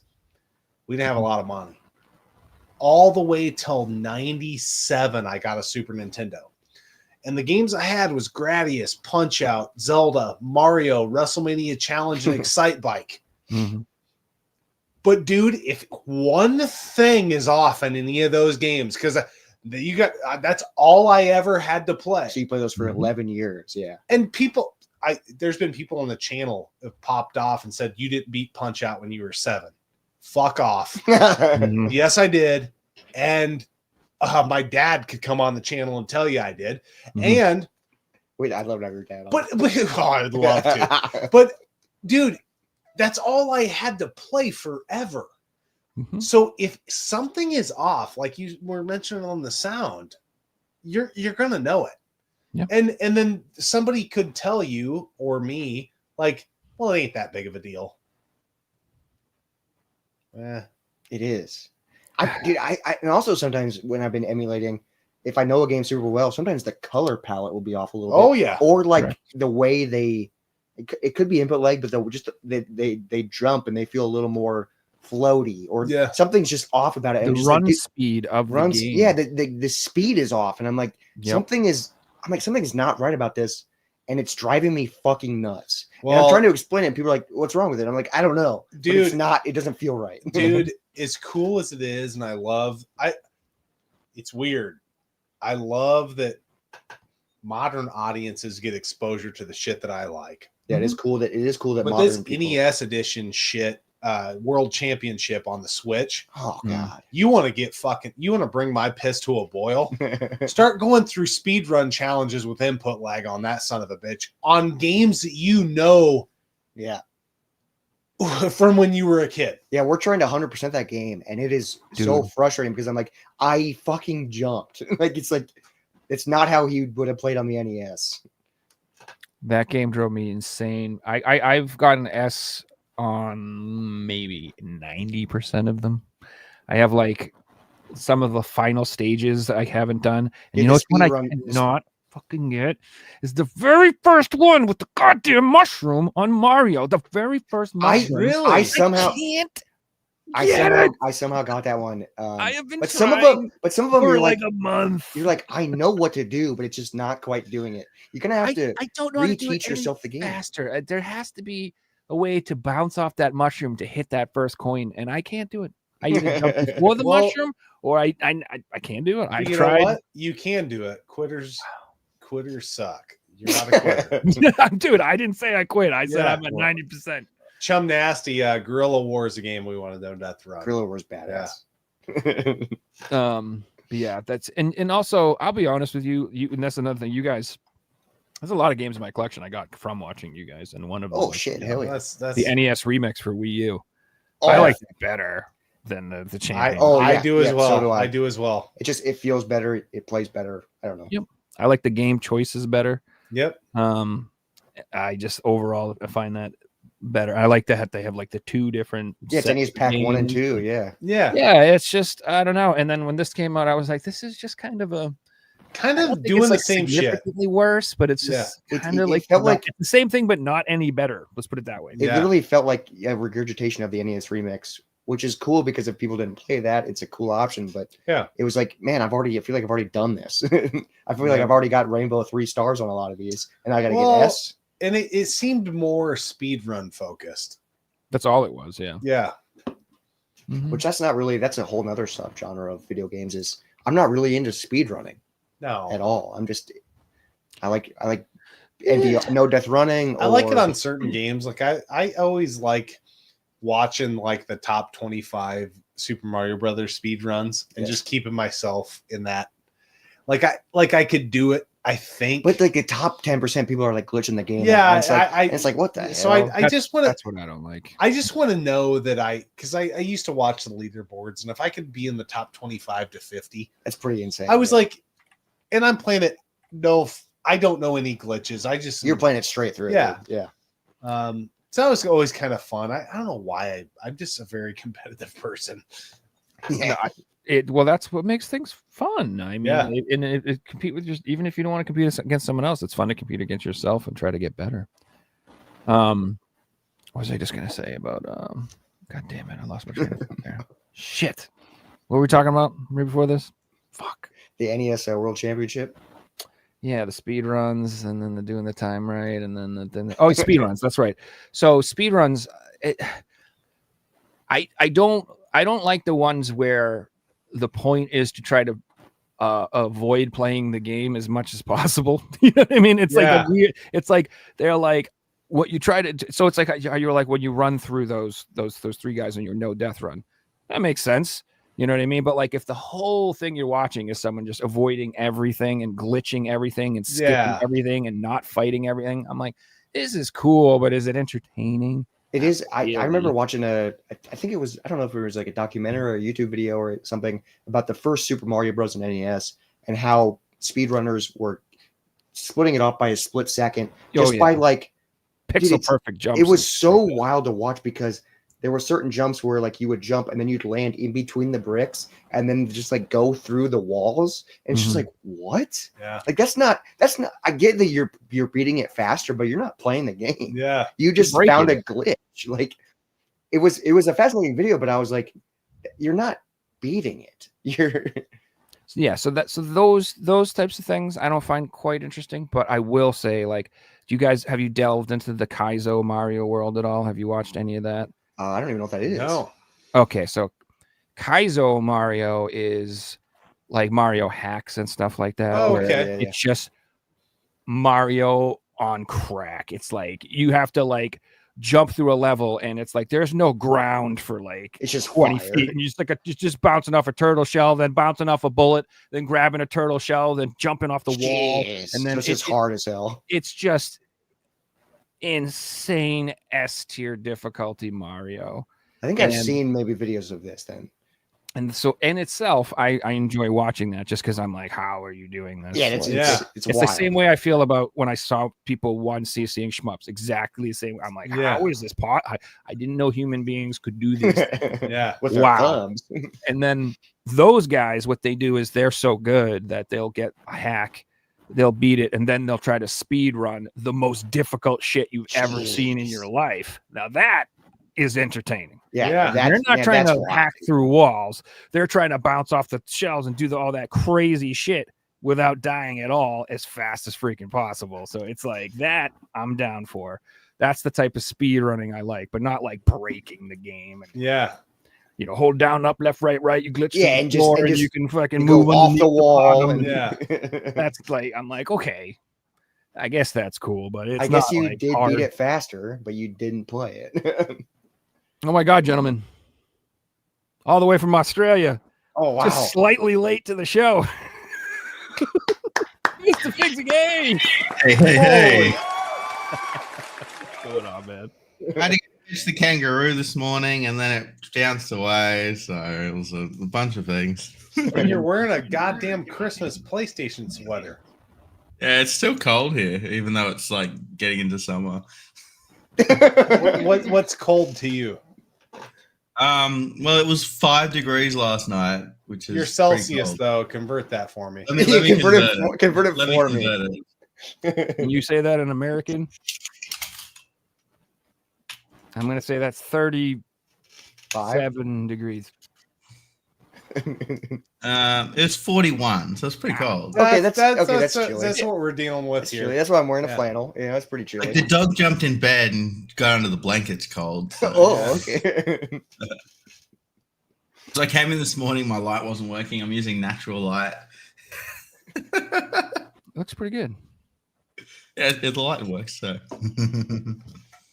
We were just discussing speedrunning. yeah, I was overhearing that, and you got me thinking about a category I've been watching on Twitch, and it is one-hit running Dark Souls games, and it's turned into people now speedrun one-hit running Dark Souls games because that got so popular that so many people did it. And now there's like a speedrun category behind not getting hit, which is then turned into this thing called the God mode. And what that means is they play every Dark Souls game, they play Elden Ring, they play Bloodborne, do it all back to back without getting hit, and it's a speedrun. I think I've heard about that where they play like all 3 games without getting hit, and it's just like, Yeah. what are you doing? Like that. It's turned into 7 now. Sekiro's in there as well. That's and insane. like people that do it are insane. They've beaten the games like a million times. They know every button to press before it happens, and they know all the boss combinations. And I would just love to take one of those dudes out of their pocket and be say, like, here's Contra. beat fucking Tyson, pal. It's just one of those things, though. Like, it doesn't matter what it is. If you start sewing, and you sew for 10 years, you're gonna be an awesome sewer. If you start, doing whatever, if you grind it, you're gonna be good at it. It's just how humans work. Yeah, like if you're in your 40s, you should be pretty good at jerking off. you know how to get it done. Hey, man, how do you think I got so good at Mario Party, man? Well, Right, jerk. My wrists are- I don't know. God. I guess I don't know. Yeah, so we do a little pickup section on this show. Do you guys hell have yeah. any things you want to show up or anything you want to show just recently? It doesn't have to be crazy. It can be anything new, recent. You got a new little guy over there. Well, yeah, I have a It new could be literally anything you want, man. I show off DVDs, videos, whatever, man. He just big collection stuff too. When I wasn't picking stuff up for 6 months, so I just went through and showed my collection off. Yeah, I don't want to really tear apart anything, but I've just got a new Hasbro figure. I'm in the WWF Hasbro collection. I'm like 84 of the way to the 101 things I need to complete that set. Damn. And I got Berserker, Nice. and he's fucking poor. Not even a good wrestler. No, But you have all the good I have ones. all the good ones. Yeah. And then I got a CIB minty copy of a top loader console. Yep. Control deck. I took a bunch of shit from a convention, all like the stuff that won't sell, right? Sports games, all this nasty stuff. And I converted that into a control deck top loader CIB. It's minty. I'm looking at it That's right now. bad. It's a cool box. You gonna keep it boxed or you I've got another one hooked up. That's The one I've hooked up is it's not the cleanest copy, but it's from my best friend from high school's grandma's house. And she gifted that to me when I started the YouTube channel. Which is pretty cool. So that's the one that's going to stay hooked up because it doesn't matter to me that it isn't perfect. But it works. It means a lot to me. No, I like that. Let's go. Yeah, and your daily driver, I almost wanted to have a few nicks and cuts or whatever on it just so I don't feel bad about it. Is it because you're playing it every day? Yeah. Correct. Like I have my my main PS5 and around the USBs all scratched fucking up and shit. But like if I got another one, I'm gonna keep that one real nice. Keep that one pristine. Yeah. Exactly. Yeah, let's All right, go. so I'll show off some stuff. I don't have too many things. So I got a game from Strictly Limited. I didn't think they were going to send me any more games, but they Takes Ooh, about 8 years. Iron Meat? No, I did get Iron Meat. Oh, okay, good. Okay. I have been the biggest fanboy for that game. I've been Dude, Have you played it yet? absolutely, and it's way better than Contra. dude, Iron It's Meat's so amazing. good. And did you play Prison City, dude? I own Prison City, but I haven't played it yet. But I Dude, do own play it. Prison. Yeah. Prison City's badass. They've Retroware is just on fire, dude. Did they make Prison City as well? Yeah. I didn't realize that. I don't think there's a We're getting physical. that Iron Meat reprint. Yay. Yeah, there's no physical for Prison City, but it is Retroware. Yes. Okay. Oh, that's cool. Yeah, no, I remember looking at it and seeing it and thought it was great, and I played it for like a couple minutes. And they're working on I think they're working on a Castlevania. They are like Simon's Quest 2 remake type deal. Are they the ones making that? It's called like Legend of Dracula, Simon's Quest. It's Legend of the Night or They have whatever. a Toxic Crusaders game in the works too. Oh, the beat 'em up. That one Yeah. looks Yeah. sick. They're Yeah. they're Yeah, fucking, and every game they we put out is have great. no ties to them. We're Mhm. not trying to promote them, but Mhm. they're badass. Yeah, they're ones that did the Evil Dead Halloween game that just came out, I believe, as well. I think Oh. that's them. No, Oh, there's that Retro Realms. No, it's not Retro Realms. Retro Realms. Yeah, Yeah. it's not Retro. Sorry. But that was a cool. That's a cool game though. Yeah. Too. I get confused. Speaking of Iron Meat, did you see the post on Twitter by some fan that posted like 40 copies of his Iron Meat collection, and the developers retweeted it saying, "This is why we're reprinting the game." Oh, somebody bought like 40 copies. Yeah. Like, look at my collection. Yeah. We're just gonna keep reprinting it, so they're not gonna be worth more than retail. Yeah, That's awesome that they did another reprint yeah, of it. for sure. What I thought was cool too is that so the original run that didn't come with the little metal case or whatever, and this new run that they're doing does. It comes with a metal steel case, and they did a thing where they said if you had ordered from Strictly Limited and you got the regular copies, you could get these metal steel cases sent to you for only $9.99 with free shipping.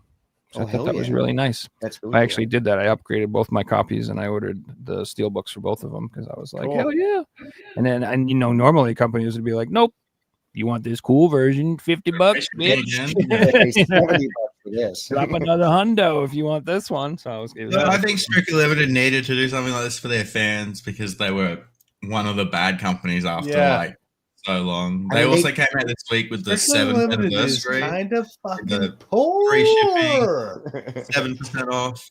Had some good sales on the website. I even bought something, and then apparently, like every 7th order, they're going to refund as a special. Oh, okay. Yeah, I mean, that's so something. That's still a lot of games. You got Yeah, it's still set. You got to buy 7 games. 7 games.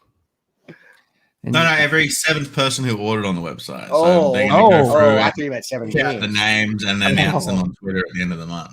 Oh, that is like kind of cool. I'm dumb then. I'm a dumb. I thought they were like, you have to buy 7 things and we'll give you one free. I'm like, oh, what a deal. Yeah. Oh God, only 7? Wow. You only have 7 games on your whole fucking website that I want. I'm like, and honestly, I ordered them like a year ago, and you haven't sent them. And you still don't have. So, yeah, that's what I want to know. How about instead of that, can I just get the games? Why can I buy them in stock, but I don't have my copy yet that I pre-ordered? Oh, that's first press games all day long. That's frustrating. I mean, it's cool that they're still like. I'm glad those sites are still promoting physical media, and it's still an option for physical media. But it is frustrating how fucking long it takes to get it. Well, Because by the time it shows up in the mail, you forgot about the game. Yeah, so that's so funny. You know that Shadow of the Ninja game? You know they have the new one, Yeah, the remastered version or whatever. I bought it off of Amazon a couple weeks ago, because I wanted to play it so bad. And then when I went on Strictly Limited site, I looked. I'd ordered it from them already. Oh, you forgot you already pre-ordered it? Which and the PS4 copy on its way from them, but it's been so fucking long. I don't know if it's ever coming. So you rebought it because you did. Correct. So I bought it because it's $19.99 to get it on the Switch. I was like, oh hell yeah, I'll pick it up and I'll play it. That's a great deal. Yeah. Yeah. So now I'm gonna have 2 copies on the Switch. Hey, anyway, I got Darius Burst CS. Oh hell yeah! I think we have that. Taito Sega pack. I wanted to get that, but it was like what, 70 euros or something. I went, it's a lot for one game. Yeah, but if you like shmups, it's pretty cool. Yeah, and I'm pretty sure this is like 6 different games. Like it's got on the, I mean, I don't know, like on the back, it shows a picture of fucking Space Harrier and Fantasy Zone. So maybe those are on here too. I don't know. You tell me. It's got a race car. It's got Fantasy Zone, like Space Harrier. Games. Yeah, I think we have that for PS4. Yeah, which is pretty so cool. I should do I should do a video just on how fucking confusing the Darius releases are. That was another thing. I'm like, do I already own half these games on the other day? Dude, it's so You might. confusing. It's like, this is the Chronicles Saviors. This is the Savior Chronicles Ultimate Edition. This is this version. That's this version. I own like 5 different Dariuses, and there's probably 3 games on all of them combined. I don't know. It's so confusing, bro. I don't even know. But those shooter collections are pretty cool, especially on the Switch to have, just so you can play them on the go. Mm-hmm. Yeah. Perfect. We have the Sikio shooter collections. We have like volume 1, 2, and 3 on the Switch, and those are great for travel. Oh yeah. And those shmups are like, they're just fun to just be able to play like on the airplane or be able to play in the car. And Strikers was like my first shmup that like I really ever got into. Oh, Strikers is great, dude. Like back in the day, if you asked me like what a shmup was, I would have been like Strikers is that military style shmup is what, like 1942. That's what my first introduction to shmups was Gradius. I like that game and I don't like that game. It's great if you never die, but as soon as you die, it's just like oh yeah, as soon as you die, you're screwed. It's just like it's like R-Type. I used to play R-Type on the Master System. Great, though. And like if I didn't beat it in one shot, I would just restart the whole game. Wait, because if you get hit and you lose all your perks, you're fucked. Like yeah, and that was one of those games too where like it had like certain points in the map that it would start you at, it would like save you at, like checkpoints, and some of them were shite. You would start back and they'd be like, okay, here you go, and you're like, I cannot survive this section with no power-ups. Like, why don't you just start me at the beginning of the level? At least I would have a chance to get powered up again. You're getting started right here. No, it just starts you right before the end. You got nothing. Dodge all 1,000 bullets, and so basically I just die, and lose the game. Like as soon as you die once, the game would be over. Game over's incoming. Yeah, so that's Gradius. You gotta get good. That's you do. Yeah, you really do. But Gradius is like, that's one of those ones where those sneaky fucks will pop up from the back of the screen. And then also a little bullet right from underneath you, right in your. Also, the end of Gradius is kind of just like a big fuck you too, because if you don't know to go forward, you're gonna die, and then you're ruined, and it's just like, God damn it, you motherfucker. Yeah. That's actually a troll. That's awesome. Yeah, they literally like you will just the door will shut and you'll be fucked. Yep, like, you're done. It's like you made it that far and then you just go fuck you. Yeah, that's the idea of those games. They I don't know. They just expected you to rise to the occasion. Yeah, like, but that's because they had to. So, do you guys ever watch Electric Underground? Have you ever seen that channel? No. I don't think so. Yeah, it's this guy Mark. It's one of my favorite channels on YouTube, and it's one of people will say it's an elitist gaming channel. It is. It's like he's put it on hard mode. This type of do the 1cc shmups. Give me all you got. Yeah, exactly. Like he's like, but like one of the reasons I really like his content is he's like super focused on arcade design and arcade games and the way that these people had to think about the arcade games, so they could not make the game too easy. Like if you put a quarter in it, and you could stand there and beat the game, no problem. Like they were going to lose money. Yeah, they got to crank it up. They needed you to die, and they needed you to put money in. And so like the way they designed those games are very, like you said, like that was a conscious decision they put in there to fuck you over to make. Yeah, and I even think though, like they probably, even when it wasn't arcade for the NES or whatever, they only had so much memory. So how do we give the buyer their value? Because the game's only 25 minutes because long. If this kid gets it on Christmas and he beats it by the time we have Christmas dinner, it shouldn't have been $50. Yep. So hopefully we give him something or her something that can last for a while. Yeah. But is also attainable, because they all are attainable. Mm-hmm. Unless it's broken. Yeah, there are plenty of games that are broken, but for the most part, yeah. We almost have to talk about artificial difficulty as well, because a lot of those games could be a 10-minute long game, and the developers have just added artificial difficulty to make it a 2-hour, exactly. 3-hour long game. Well, I wouldn't call it artificial difficulty. It's real difficulty. Yeah, but it's just like you hear about it in games that do like I'm big into the Souls games, the games that do like spin-off titles, and some I've of them never will played just the Souls games overdo the enemies and have a ridiculous amount where it's hard because the game's just made it really hard. Where, I mean, it sounds cliche, but you'll play like Dark Souls and it'll be hard because there's one guy that just destroys you, getting overcosted. So it's just hard to be hard. It's not. Yeah. You got to be able to find it. That's why I like retro stuff where it's hard, but when you die, it was your fault. Yeah. I feel like there are some modern games or some other games where sometimes you'll die and it's just like, that's just fucked up. That just sucks. The old stuff is learn the patterns, live the patterns. Yeah. I feel like the Dark Souls stuff, and I've never played those games, but I feel like they kind of just make it hard to be hard. And sometimes we've only got one difficulty setting, so it's not like, if I go easy, I double my health bar, and then I can do it. It's just like, no, everyone's got this health, everyone's got this difficulty of boss, and deal with it. Figure it out. Yeah, we're kind of a fish out of water when it comes to modern shit. Yeah, that's fair. Speaking of modern shit, I got Poopy's Playtime. I'm sorry, no. Nice. I didn't look into that. Nice. Poppy's Playtime triple pack. I've never even heard of that, to be honest. Well, I think did Megadan and his son just no death run all three of those, or maybe beat all three of them, or something on his channel? I've never even heard of that game. I had neither until he brought it up, and I said, You're like, what is that? who's pooping on who? Yeah. That's what I said. That's literally what you do. You squeeze out turds on your enemies. No. Oh, do you really? No, it's like Dude, I'd love it if you did. It's like kind of like Five Nights at Freddy's esque. It's like you go into like this old toy company and all the toys are monsters and they scare you and try to kill you and stuff. I was watching Rad Bash Gaming play it. Okay. So is it like you got to watch the cameras? Is it that type of game or? I don't think it's that linear like that. I could be wrong. I don't think it is. I think you just wander around the inside of the place, but I don't think it's like that. I think it's like first person. Yeah, it looks pretty fun. It's cheap. It's like $30.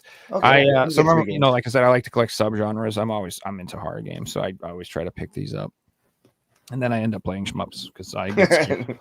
I'll be honest, I get scared. I'm a pussy. I get scared. I like horror games. You're into horror games where you're a pussy? They gave me mad anxiety, dude. Like I do. Like, so like I can only, after a while, I'm like, I'm not enjoying myself. I'm turning this shit off. But you're into them? That's what's wild. Whatever, man. I don't have to make sense. I got the Stanley Parable Ultra Deluxe Edition. What the hell was that? What's this? You guys never heard of this game? No. Really? No, You've never heard of this game? Intriguing. Oh my God. Is it a computer? It is a like puzzle game, like walking sim game, but it's really funny. Like I kind of relate it to Sense of Humor wise, like kind of like you ever play Portal? Like Portal. Okay, yeah. And the humor in Portal, yeah. This game is like that, where it's like super funny, and there's like a narrator. I'm pretty sure. Is it puzzly? Is it a puzzle game? Yeah. Well, how much do you know about it? It looks like it's fucking sealed. This has been on PC since 2013. Okay, fair enough. Okay. It's old. This I've is like heard of the name before. Release. It's not like I've never heard of that name. Yeah, the name is weird. The Stanley Parable. That's a weird name for a game. Yeah, so it's a streamer type game. Let's put it that way. It's like a lot of streamers played it back then. Yeah. And, it's fun if you've never experienced it. You should check it out. So it's kind of like one of those games where you'll play it through it once and then it's like you don't need to do it again. Kind of. Yeah. It's an IM8 release only. I don't know. It is IM8-bit. I ordered it off Amazon though. I didn't get it from their website or nothing like that. So perfect. I'm intrigued by that because Portal's one of my favorite games of all time. So yeah, I mean, humor in Portal is amazing. It's so good. Oh, Portal and Portal 2. Portal 2 is like a masterpiece. And that's one of the best co-op games ever fucking made. Yeah, we're gonna do an episode about puzzle games coming up, hopefully with JRPG Life. If you guys know JRPG Life. Oh yeah, they're great. Yeah, I wouldn't say we know them, but we know of them. We've met them once, yeah, and they seem like they're fine individuals. They're very nice. They're super sweet, and we want to do a thing on puzzle games, and we'll probably talk about that. Yeah, I love puzzle games. So. All right, I got two more real quick. I got Jedi Survivor for PS4. Oh hell yeah! Nice. So I don't know if you guys realize this, but this game originally only got released on PS5. For like the longest time, there was no PS4 copy, and the PS5 copy comes with one disc, and it says internet download required. So it's not all on the disc. If you want to play the game, you have to download it. but they just recently released this version for PS4. Ah. And if you notice, there's no little fucking thing. So the right whole there. game is on there. And then if you looky, it says there's 2 discs in this motherfucker. Yeah. It's so cool that they're still releasing games for PS4. Yes, Even and though the PS5 is Real out. games too, not just like real here's games. a voucher to a download code so you can possibly play our game with internet if the servers are still up. That's fucking awesome. And I completely contribute this to me being rude on Twitter to the developer because Well done, they, put Joe. out, Well done. they were advertising the PS5 version, and I was like, "Hey, just so everybody knows, it's a download code only, and they don't advertise that. It's just any of the advertisements that you actually buy the game. So if you collect games and you want a game that actually works in 10 years, this is a coaster. You shouldn't buy it." This is a coaster. And then that's what I said. That That's awesome. They came out with this version, and I'm like, "Hell yeah, I'll take." But that's the type of game that I'm going to buy today and play in 10 years. You know, it's Yeah, one of those- exactly. Yeah, you'll get to it eventually, but if it's on the disc, it doesn't matter if you can wait. Yeah. And then this last game is one of those random weird ones I wanted forever, and I finally fucking got it for a good deal. It's called Super Pixel Racers. Bro, that's part of the Pixel Junk 3-in-1 pack. Is it? Yeah. I have no idea. That's hilarious. It's like a top-down racing game, kind of. Yeah, it's fun.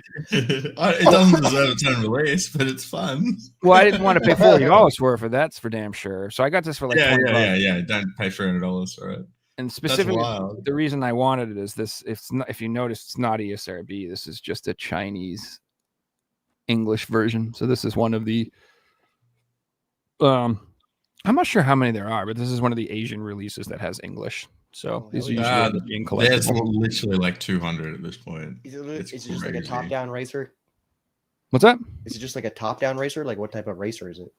Yes, it's like kind of like a off-road, I would say, or micro machines. Okay, yeah. Terrible So- control. I've played it. It's not fun. And you just drive it to the wall. Like 5 minutes. He's like, that game You're like, sucks. the car goes way too fast for what it is. and- into the wall. Yeah. All right, so this I'll be honest with you. This, I said I lean on I'm a gamer more than a collector. This is definitely on the collector side of things. Oh, you got this to just collect. This is like I said, when I was looking up weird Asian games that have English, this was one on the list, and I was like, oh, I should get that someday. And it randomly popped up on eBay for like $15. I was like, I think it's hilarious yeah. when I go to physical. That's awesome. Dude, I don't care though. $15, I'll take it, man. This thing's been $40 for the longest time, and I'm like, I ain't spending $40 on that. So yeah, you got anything, Figsy? Yeah, I got some cool stuff. Some of them thanks to you, Joe. We'll get to that in a second. Yeah. So I told you last week that I've been doing like eBay browsing and like trying to get good deals on eBay, and that includes like going through auctions every day and just watching stuff that's super cheap and seeing if I can snag it. So here's one I got for $14, a factory sealed copy of AFL Evolution 2. I've never seen a sealed one, let alone it's like $30 by itself. So I'll be keeping this sealed for sure. I got some cheap PS2 games. So I was after SSX on tour, and it was like $10 or $12 on eBay. But one seller had 2 games for $15, and this looks really cool. So I got SSX on tour. I've never even heard of Wakeboarding Unleashed. Yeah, and Wakeboarding Unleashed Sean Murray. It was part of that era where Tony Hawk just spread this thing, and everyone who did professional sports was like, I'm going to make a video game. Yeah, everybody's Matt like, Hoffman and some of them are pretty good. Like Matt Hoffman. Yeah, they are. So I'll play this at some point. I'm curious about that game. I mean, it's Activision, so it's probably pretty good. It's possibly a PAL exclusive, which is why you might not have I heard of it. think it probably is. But this is the last SSX game I needed. They're all cheap. It's a series that I absolutely love. So it's cool to collect cheap stuff. Those games again. are so fun. Well, that goes to what I was telling you earlier. People, when we're talking about retro game collecting's too expensive, and I'm like, you guys are nuts. There's so many fun games that are still cheap. Like you just don't want them because they're not expensive. Yeah, that's the truth. You don't think they're worth having in your collection because they're not worth lots of money. But that's not true. Like my Need for Speed games, maybe not worth a ton of money, but they're fucking awesome. I mean, if you look at anyone's collection and they're a genuine collector, it's a mix of expensive and cheap stuff because that's what they love. If they will only have expensive stuff, They're collecting for expensive things. They're basically an investor. Just the bangers on PS2. You know, you can get Grand Theft Auto, God of War, just all these. Gran Turismo. Yeah, you can get all these Ratchet and staples Clank. for super cheap, and it's just like those are must play freaking video games. Yeah. PS3 and 4 are like that right now. Like if you go back to the old systems, the Marios and the games that sold 10 million copies are getting expensive, but systems that are 20 years old, they're still cheap. You can find these games everywhere. And they're still good. Yeah, they're still good. They work. No, a couple of Switch games too. Here's a series I love. Going through all the games in this series. Dragon Quest Treasures. This was $28. I'll definitely grab it at that price. I don't know much. Trying to find a copy of Monsters, which is a little bit harder to get, but I'll track that down at some point. And the new Dragon Quest 2.0 HD remake just came out. Like it looks beautiful, but I'm waiting for a price drop. Same here. Here's one that Joe got me excited for. How can you be in a rush to play a game that came out 30 years ago? Like, I'll wait till it's sunset. You got me excited for this one. It came out. It sold out. Prices went to like $300 on eBay, and then it got reprinted. So you can buy this from PNP Games. It's Inscription. So this was like Game of the Year 3 years ago. It's a card game. It's meant to be absolutely amazing. Everyone I've spoke to who's played this has just like talked about how good of a game it is. Damn, I've never even heard of that. It was Game of the Year, and no one's ever heard of it. Yeah, that's wild. Yeah, crazy, right? Right, check it out, and then you'll probably get keen for it, and you can buy it at retail on eBay. They only like $200, but I paid 79 Canadian for this plus shipping. Jeez, that's wild that it's going for that much, dude. It was more than that. So that game was? Do you remember Special Reserve Games? Yeah, a company that was like Devolver's limited publisher. Yeah. That was their like a last official Special Reserve release that they were going to do, and then they kind of like went out of business after, and so I don't think it sold super well, and so it was just, and then it got like Game of the Year, and like it just became insanely outrageously expensive. So I think they did like a reprint of it, and it's not through Special Reserve anymore. Like I'm pretty sure, God, is Cyrus in here? I'm pretty sure I think like the Special Reserve as a different cover art or something like that than that version that we got. I've never even heard of it. That's wild. So there might be a discrepancy in the price, but this one is I just want to play the damn game and have it physically. It's funny. I bought that Balatro and Slay the Spire all on the same day because I was like, I want to get Balatro at some point. I want all the card games, dude. Slay the Spire is addicting. I've been playing the shit out of that. Yeah, I'll check that one out. I've only heard good things about Balatro. I'm like, it's still $50 for a card game. Yeah, it's wild. It's a digital card game. They're fun. The deck, it's like, I don't know. People like don't say they don't like deck builders and they don't like roguelikes and they don't like all this other stuff. But I'm like, I don't know, man. I like all that shit. I like everything. I like all the games. I guess I've never had a single type of genre that I'm against. I've never played a card game through a video game before. I've played Gwent for a video game, and I got like 100 hours of my Witcher playthrough was just playing Gwent. And I beat Gwent and had the full deck, and I was obsessed. Yeah, so I like playing cards, and I used to be really into like Magic the Gathering and stuff. So like I don't know, maybe it'd be fun. That'd be imagine like a full Magic game. Well, that'd be cool.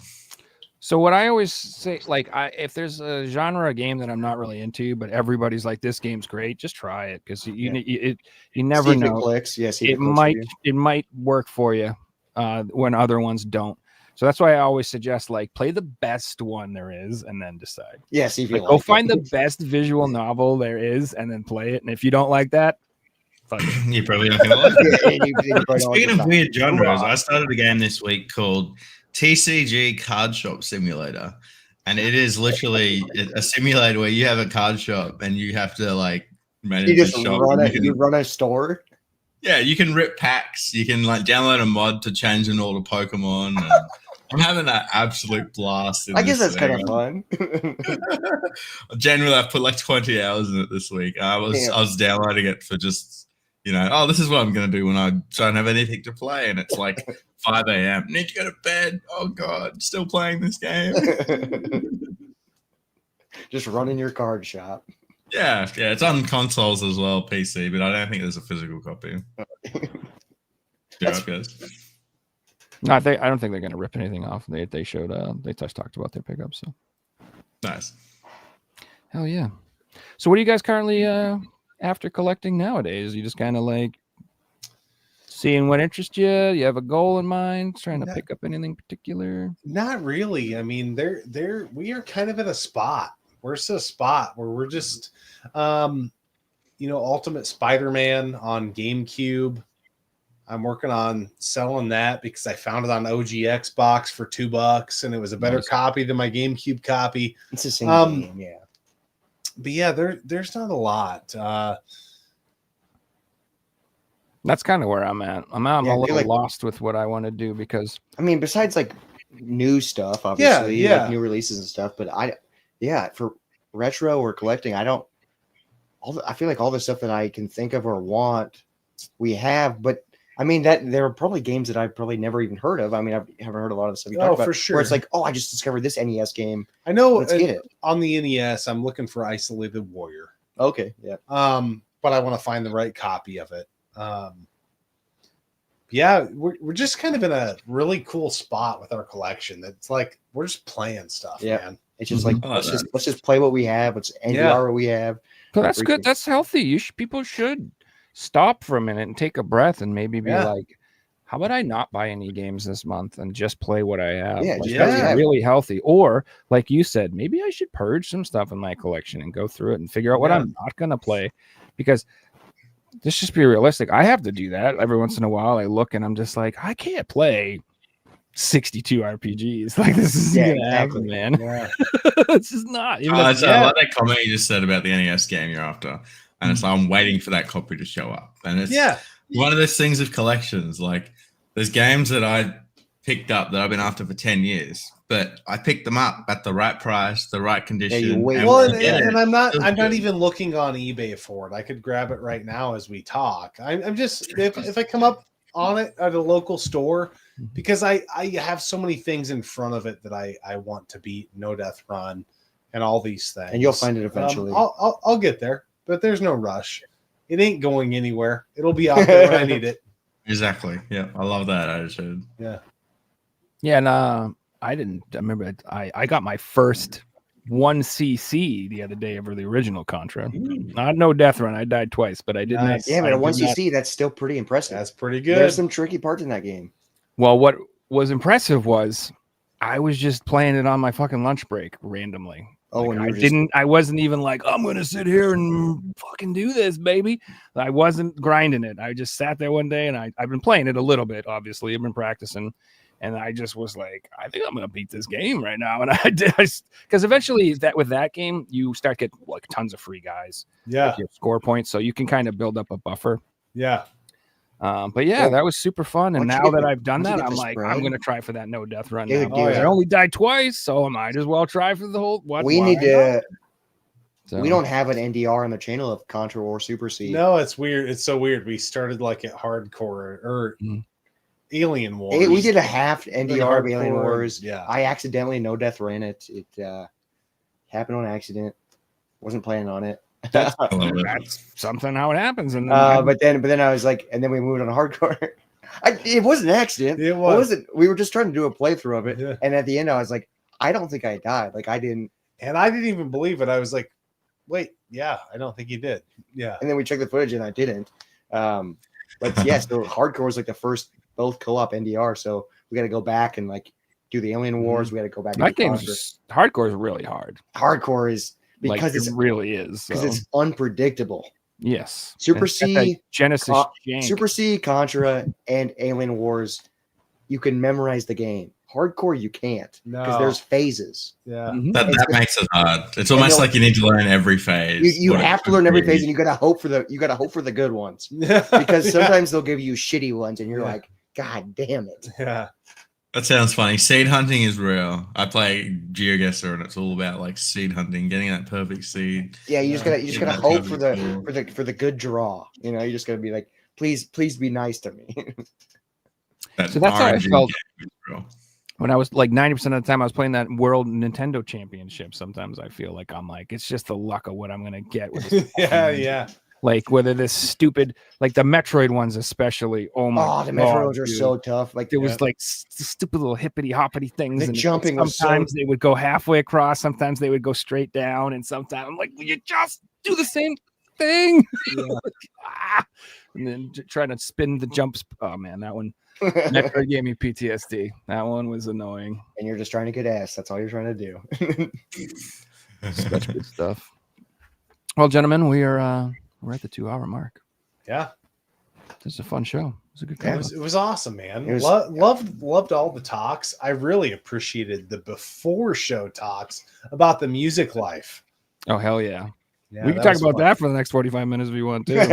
Yeah, From the no, drum I to got to work bright and early tomorrow, so I'm good. All right. Well, so there's actually a lot of people in this scene that are into like music and have bands and stuff like that. Maybe I should gather us all together and we can just talk music. Just do a music episode one day. We've had people come on who are more interested in music than video games. Talk music and talk shop is so fun. It'd be fun. I do want to do an episode about video game vinyl collecting too. Ooh. Because I know that's huge. It's just I don't have any, so I'm like I need I think guests. we who have- are into it. We have two. We we have have two, two. and they're badass. We have Contra Hardcore and the original Axiom Verge soundtrack. Badass. Ooh. Nice. But don't we have a? Isn't there a modern version of Batman? Or I've got the whatever metal band that is that does 8-bit stuff. there's a I've metal got- band that does 8-bit covers, and they covered the Batman NES Yeah, soundtrack, I forgot about That's that cool. one. and it's fucking incredible. Yeah, It's so. Someone sent it to us, and it's badass. That is cool. I used to listen to the Black Mages all the time. Have you ever heard of them? They like cover Final Fantasy music. Oh, okay, I've heard No. of them. Yeah, Yeah, I used to enjoy that stuff too. But yeah, man, definitely we can have a conversation about that or anything you guys want to. Like I tell anybody who comes on the show, if you got an idea for a show or there's a topic you just want to talk about, let me know. We'll I do a mean, we full just like show to about talk in general. Yeah. Yeah. Get a few drinks just in like us. hanging out. Yeah, Heck yeah. We'll freaking keep chatting. Yeah, it was super awesome, dude. So We could do another wrestling episode as well. I saw Oh, the figures dude. you- Oh, let me tell you something, Mr. Figsy Games, about talking about wrestling, son. I'll drop you on that little stack of dimes you call a neck, and that's the bottom line because God G said so. What? Have you seen the clip of the little kid who sang it to Hulk Hogan, and he's so good. It's like 6 years old. The and he's Hogan one was nailed so it. funny to that kid. Yeah, yeah, we should do a wrestling episode. That'd be That'd be super fun. fun. See, we get RGT to come back on. Maybe Oh, that's Yeah, Steve. cool. I know Steve's mad into that shit too. Yeah. But again, I would just be like, you guys talk. I don't know. That's Like- not true. I played the shit out of N64 Revenge. Like Oh, revenge. okay. dude. Here in Awesome. like a week, I got this. no mercy. The God damn it, it's a mod on WrestleMania 2000 called WrestleMania 10. It's a different roster, and I got a cart coming in. Somebody put it on a cart, and Mhm. That's cool. I cannot wait. Like That'd there be is fun.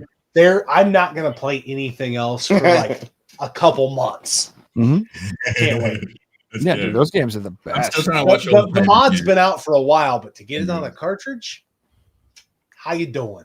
That's badass. Yeah, and that's another thing we can talk about how like what emulation can do for you. It's the mods and the Oh yeah, the hacks mods and the hacks. ROMs Is and that's the, like the the best thing with homebrews and Yeah, yeah, that stuff's wicked cool too. Yeah, we got an episode coming out in a few weeks yeah. talking about the perks of emulation. Mhm. Nice. So yeah, A little so bit of a spoiler over there. if you don't know Gaming Off the Grid, they have a YouTube channel. I have it linked below in the comments, and Yeah. I believe they're X and Instagram too. Sure. Definitely check them out. They're awesome. They have fantastic videos. And I've we've been watching doing him it- since the old days, the old going out on the runs and pickups and stuff. But now we're moving on to more like in room content, pre-planned discussion content stuff. Like Yeah, that. we've done a lot of videos.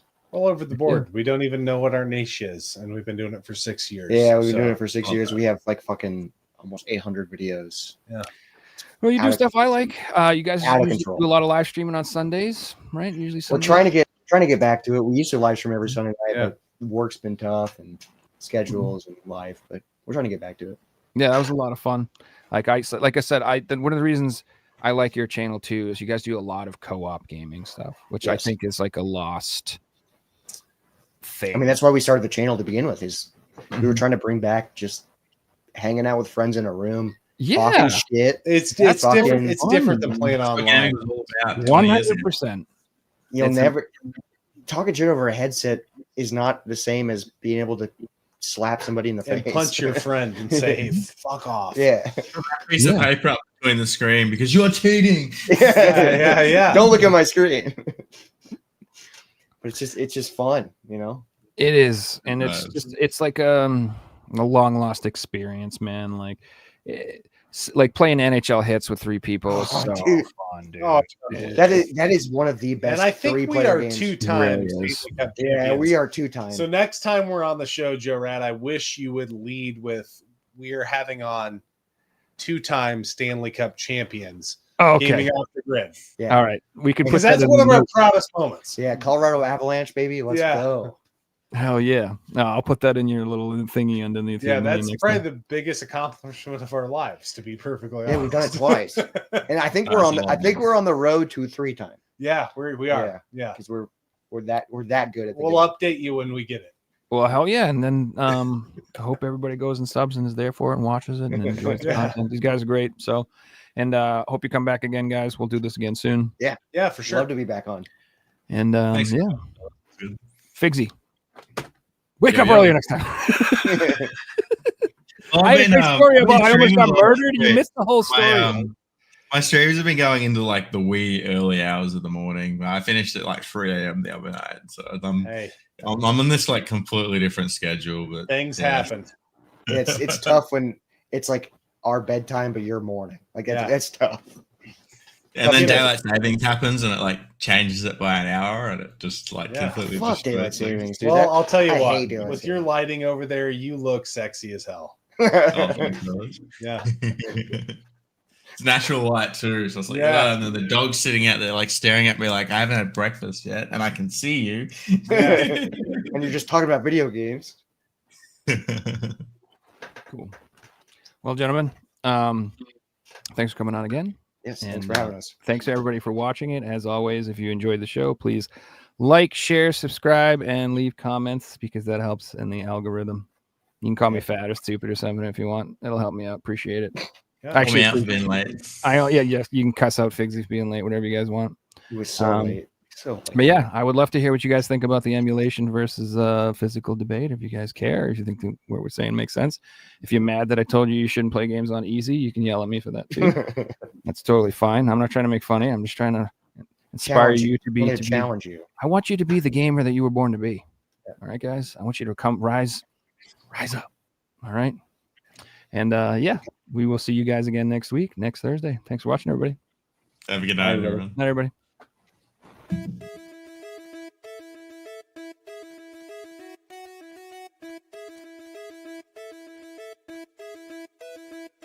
You found the coolest place to be, the PlayStation collecting season. Come on, won't you stay with me? Welcome to the show. Gather round the boys and girls, collectors from around the world. Let's show the people what they need to know. Welcome to the show. Gonna talk to guests, only got the best. Gonna put their knowledge to the test. Gonna laugh and eat, gonna live the dream. Gonna show you things you've never seen. Gonna sing the song to the break of dawn. Gonna rock this party all night long. So come on, everybody, let me see you dance. Get yourself ready for one more chance. You found the coolest place to be.